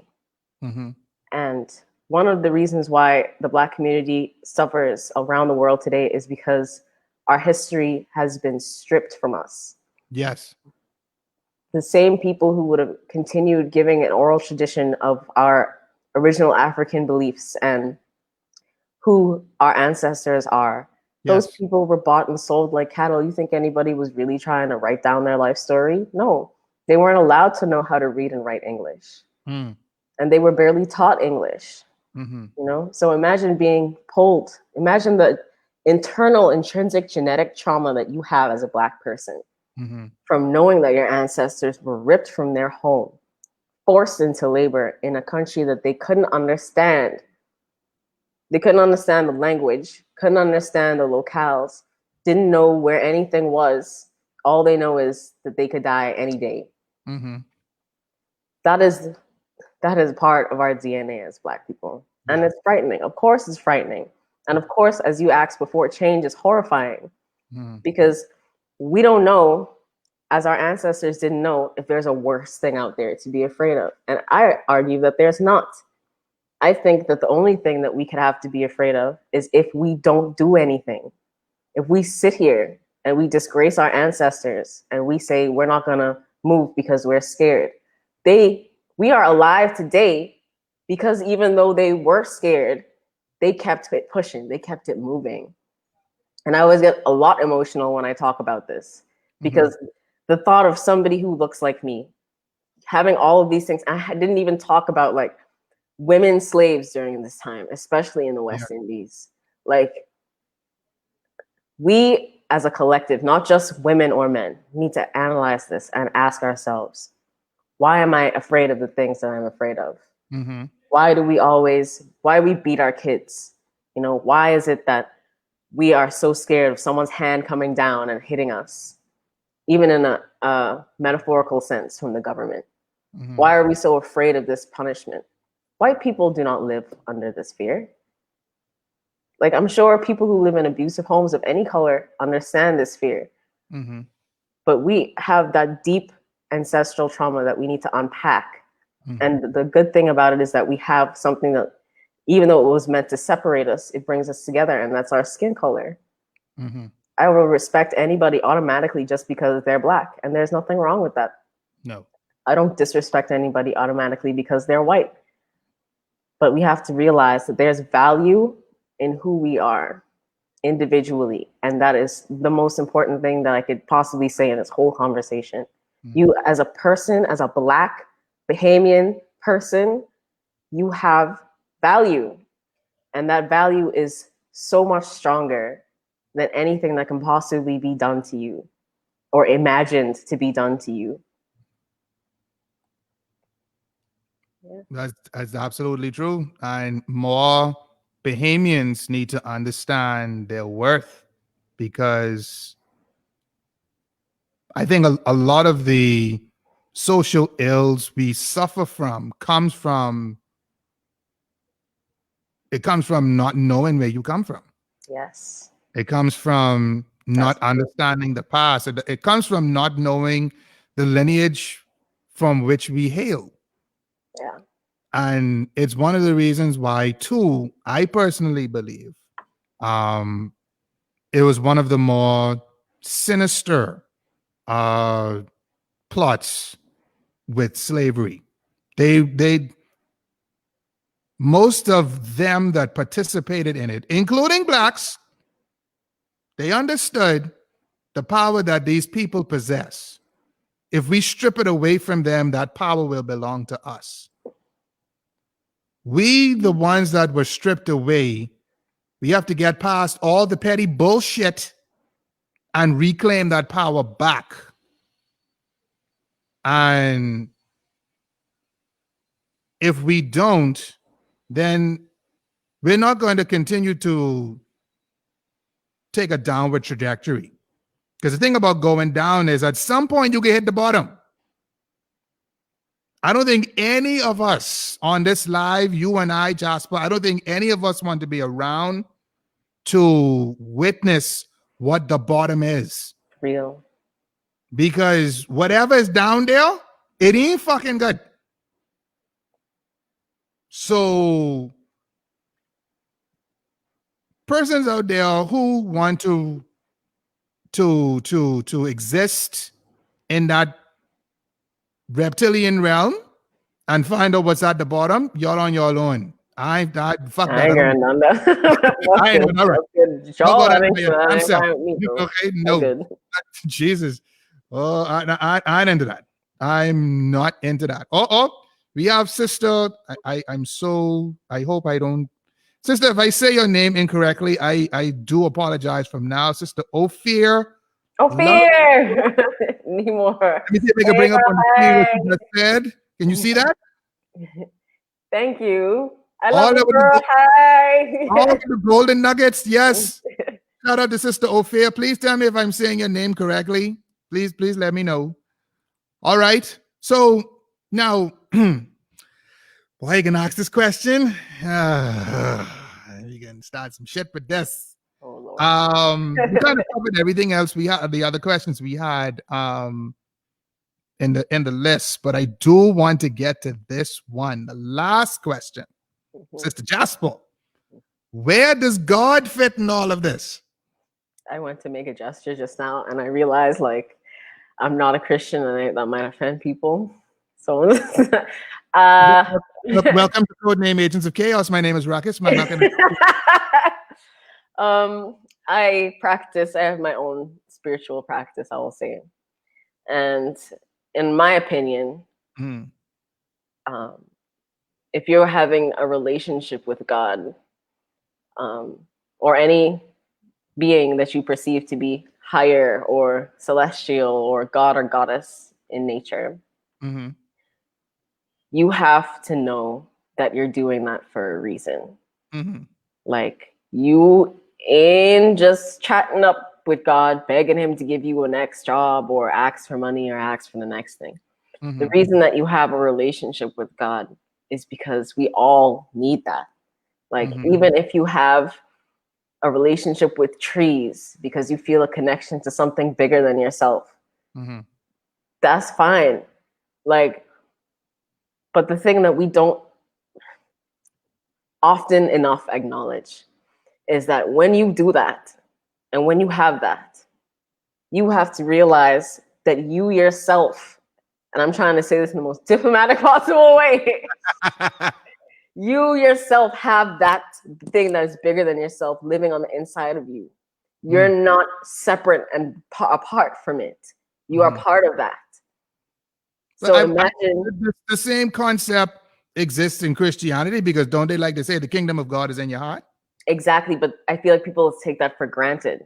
And what I'm saying is, like, don't make the mistake of putting yourself down and on the side or saying that you're less than God or you're less than this because God made you. If that's what you believe, how dare you be disrespectful and treat yourself bad? Why would you do that? Trust me, I have done it. I've done it so many times. Like, and when I finally caught sense, I was like, wow, Dread. Like, look at all the stuff that we could do as people. Like, look at all the creative power that we have. How are you going to take a finite life and just abuse it by doing foolishness? Like, and that's a hard pill to swallow. But the reason we all feel like we have a purpose, or even people who feel like they don't have a purpose or don't know what their purpose is, the reason we all feel like there's something else that we're supposed to be doing is because of that connection that we have to the divine, to God, to whatever you want to call it, right? And the more we focus on our value, I feel like that in itself is the biggest act of respect that you could do towards whatever you believe, even if you don't believe in anything. You know, I say, even if you don't believe in anything, even if you are an atheist, like,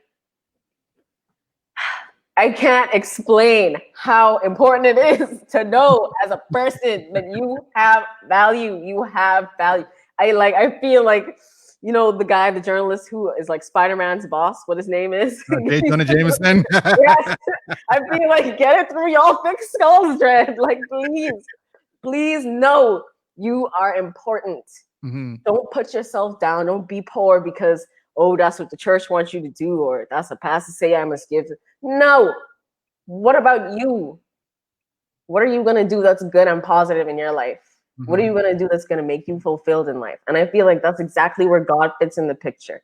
If you say that you're a Christian, right? And people love to say we're a Christian nation. I'm not a Christian, so that's neither am I. So.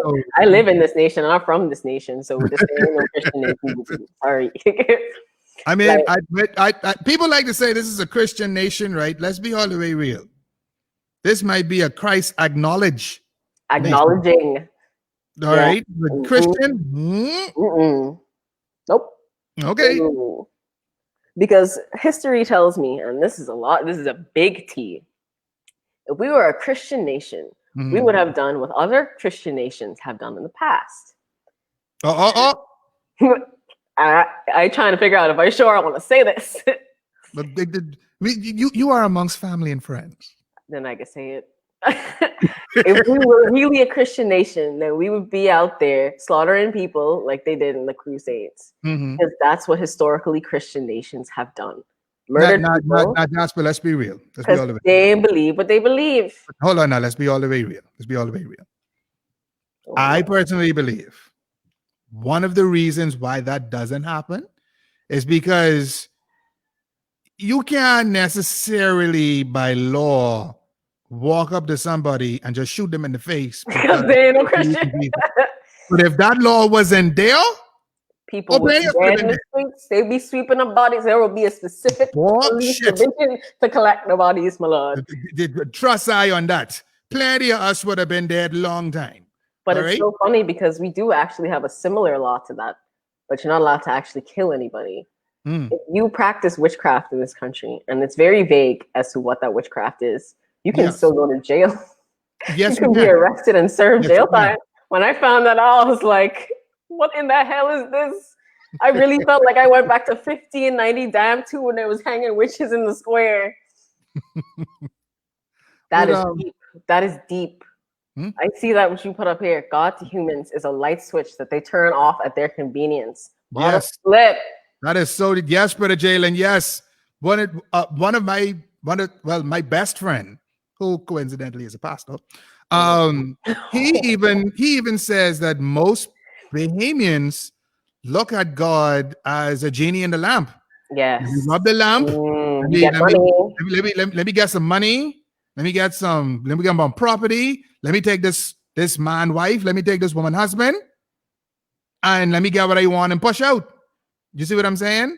Now, here's the thing about that, right? Let's take the Christian God, right? Lord. We are made in God's image and likeness according to the Christian Bible, correct?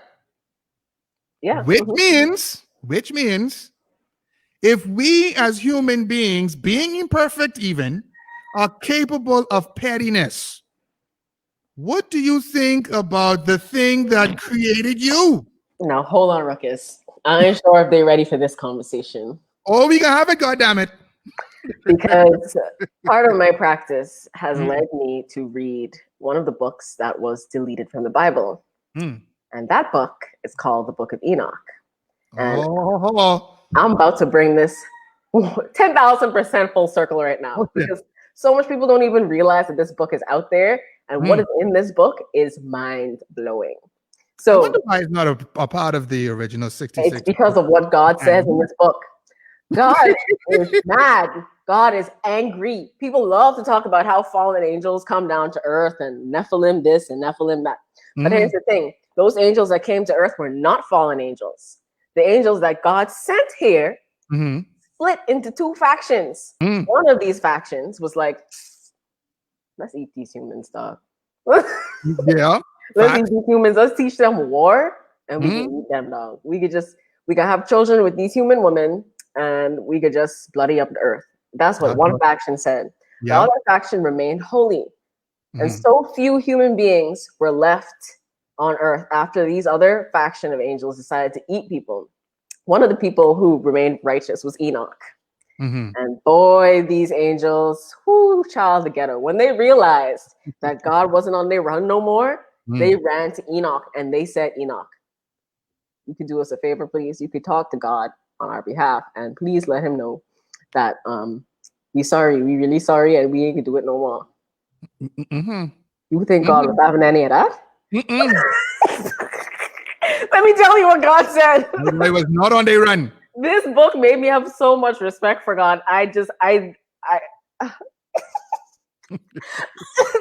God was mad. So the first time when they talk to Enoch, they come to him wearing all these black clothes, whatever, blah, blah, blah, blah.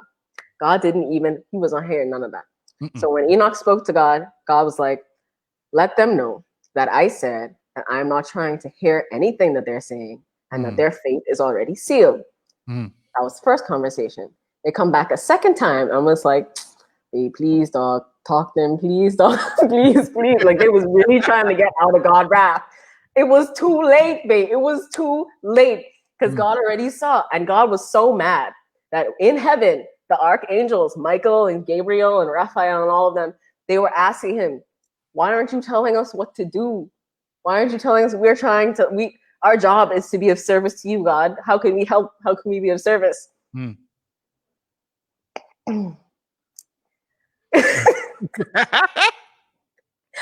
God was so angry that he couldn't even talk to the archangels, dog.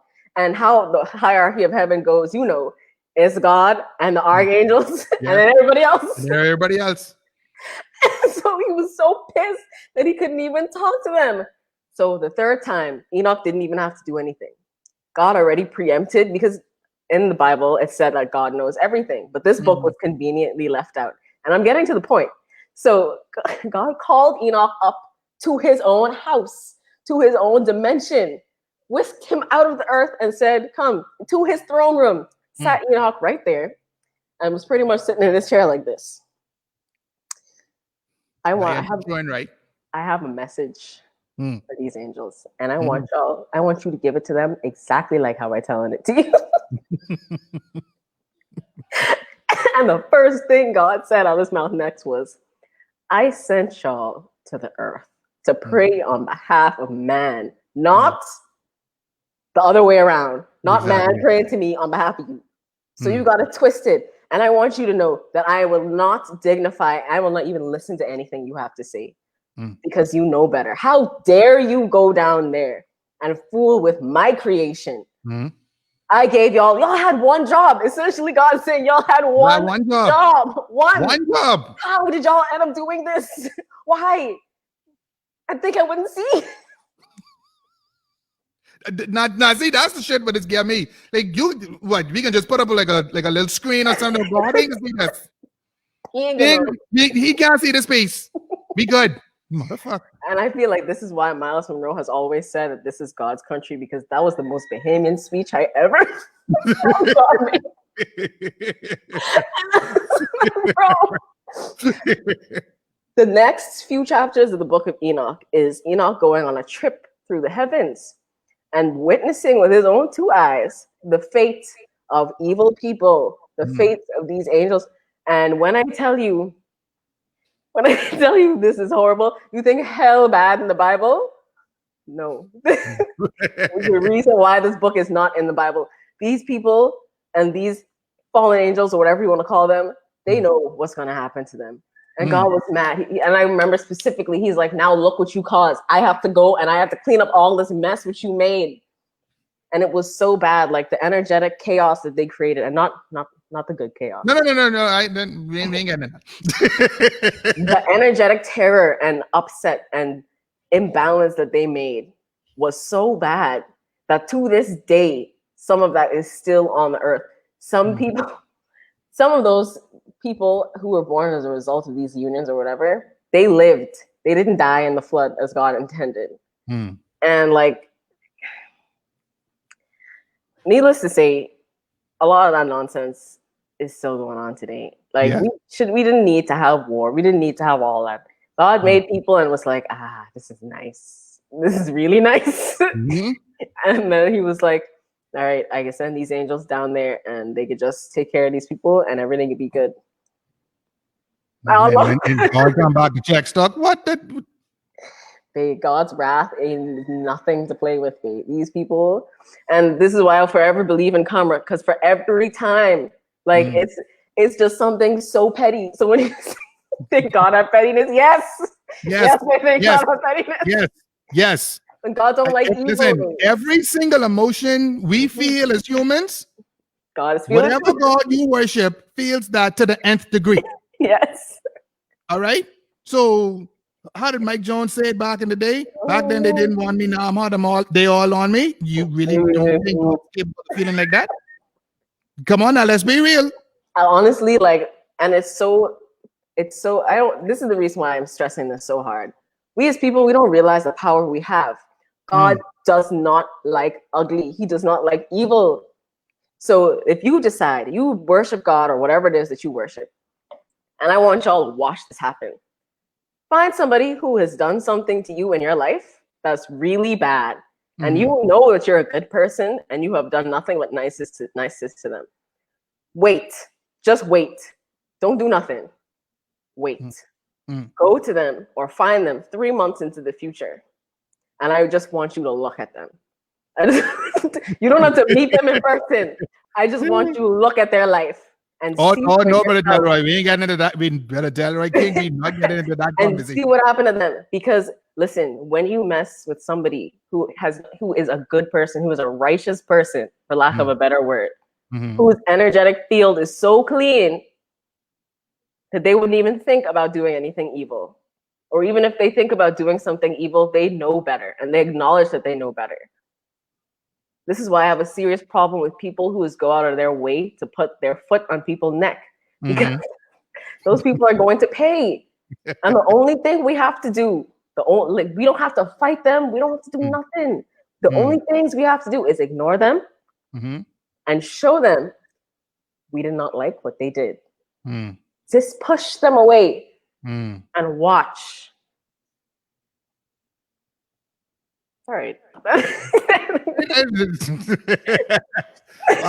of the things I would want to add to that too is, unfortunately, we in the Bahamas, we get caught up in religious ties. We get caught up in, denominations. Let me say it like that.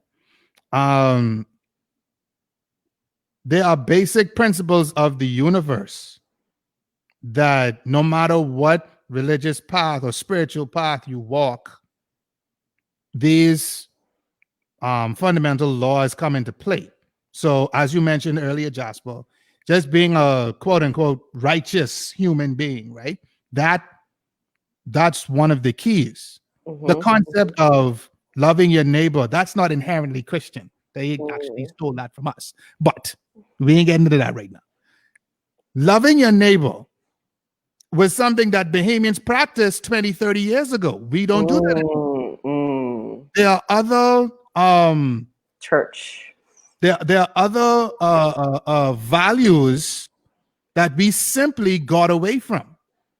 And all of that comes into play as to the reason why we are in the situation that we're in now. Mm-hmm. So we have to get back to some of those values. Right. And it doesn't matter if you are a Christian, if you are a Muslim, if you are a Buddhist, if you are if you follow Ifa, or whatever religious path you walk, those fundamental laws of the universe apply. Ashe? So until we as a people get past the fact that my Grammy is a Catholic, Baptist, Jehovah's Witness, Seventh-day Adventist, whatever, and that's what I'm going to be, right? Until we understand that we must have an intimate relationship with these fundamental laws. Until we get back to that, we're going to be in the shit. Mm-hmm. That's facts. So what y'all for? We as Bahamian people, Black people by extension, we need to look at the kind of deep connections and deep deep connections that we have to certain things. Why do we have a connection to these things? Why is it that even though you may claim to follow a certain religious path, you do something that is inherently against what you're supposed to follow? Why do we do that? Well, there are so many reasons for this. And I know this is like a rhetorical question, right? But there's actually a reason for this. And this is something that people don't understand. It is very easy for the human mind to be programmed. I don't think people recognize how simple it is for you to be picking beliefs and stuff up from other people. That's why there's a saying that goes, you are the sum of the 5 people that you hang around the most. There you go. And that's true, because we absorb their habits, we absorb their behaviors, and we absorb their beliefs. Yes. Now, if you are not a person who, for example, follows Donald Trump, not to get political, but you hang around with 5 people who follow Donald Trump and all you hear about is them like praising him and all this stuff, you're eventually going to start to believe that whether you want to or not. Yes. Because the human mind is like a sponge. It doesn't stop being a sponge because you turn 18. You as a person, whether you're an adult or a child, you're constantly absorbing the environment that you're in. That's why we have senses. So there's actually an entire science dedicated to learning how to program the human mind. And like people don't recognize how simple it is to just say a few words and then program someone to doing whatever you want them to do. And that is called brainwashing. Facts. And the reason Christianity was created all the way back in the whatever times, I should say perverted into what it is today, was because the people who created this system of religion they wanted to control the people at the time. Like the whole Council of Nicaea and all that stuff, they wanted the political power. They wanted an ideology that they could use to get into people's minds and convert them to be on their side. So it's totally okay to like accept Jesus into your heart or whatever, but just know, like, be careful who you listen to. Don't absorb the prosperity gospel because it feels good for 5 seconds. Don't just randomly speak in tongues because you think it's something good. Understand what you're doing and why. Because the power of accepting Jesus into your heart is not a game. What you're doing is inviting a very particular energy to be part of your life. And if you do that, and then start doing things in direct contrast to what you just did, of course you're going to be confused. Of course your life is going to look like a mess because you are operating directly in contrast to what you are.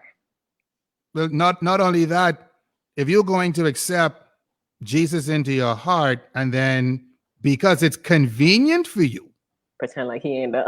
Pretend like he ain't there. You know how Bahamians like to say, hold on, I got to put my Christianity down for a fucking second and tell you about your ass. You actually can't do that. No, you can't do that.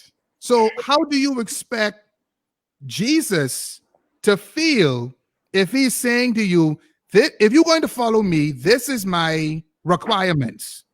but you only want to do half.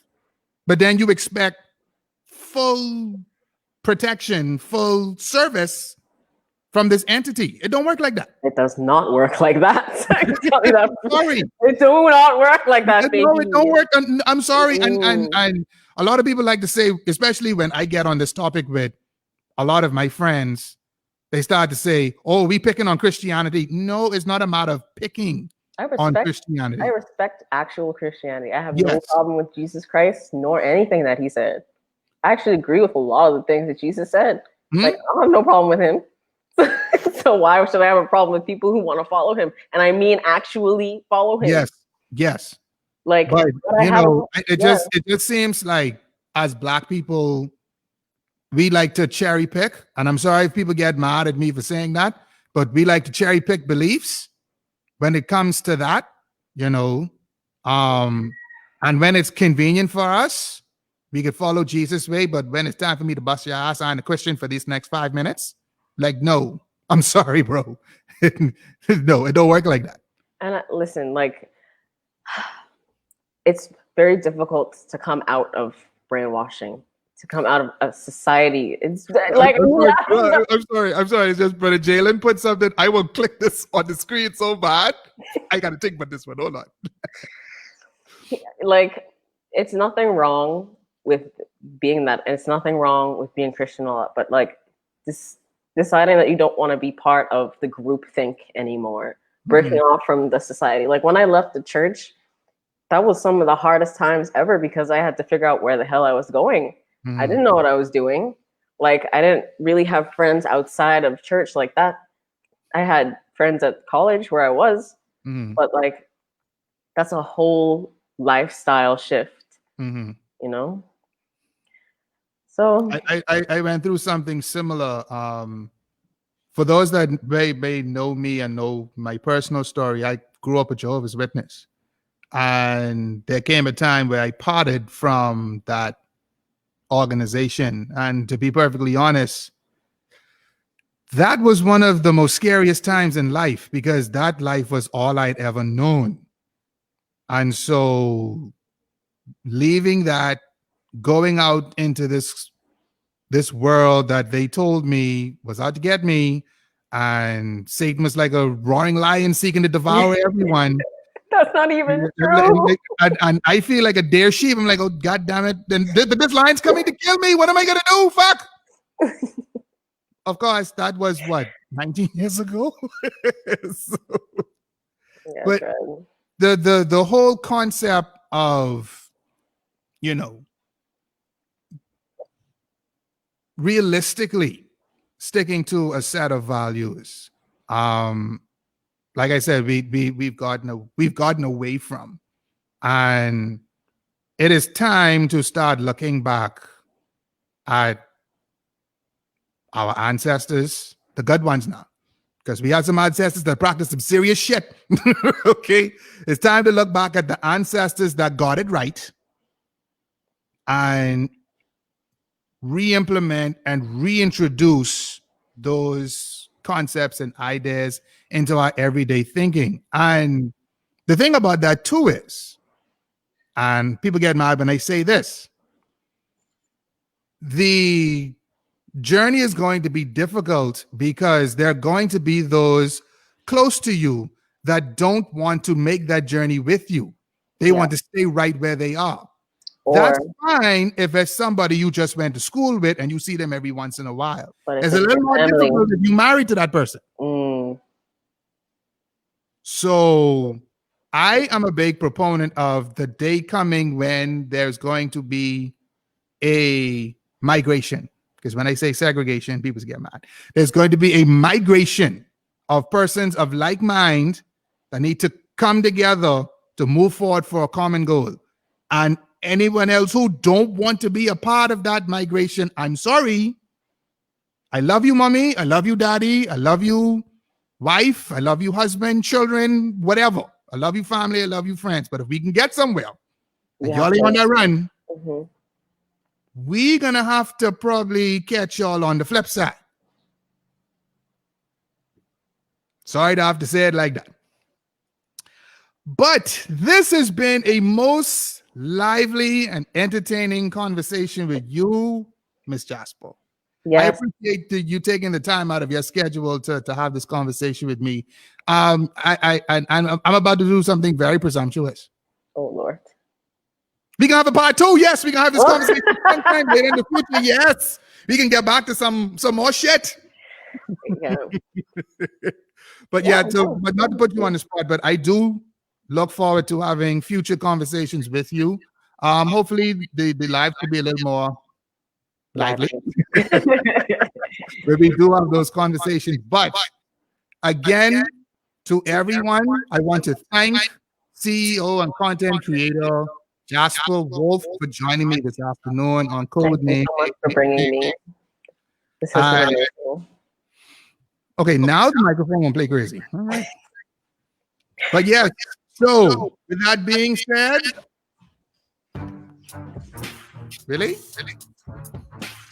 I want to thank everybody for who's joined us this afternoon for Codename Agents of Chaos. We do want to thank Genius Radio, Chemist Digital, Chemist.net, Brother Kenneth Monka for his continued support of Codename Agents of Chaos. We want to thank Brother Rashad Penn and BroadUpC242.com for their continued support of Codename Agents of Chaos. You can find us on Genius Radio, BroadUpC242.com, Apple Podcasts, Google Podcasts, iHeartRadio, and on our Simplecast link. Look forward to this audio coming out on our Simplecast link and our podcast platforms, so you can listen to it as your leisure.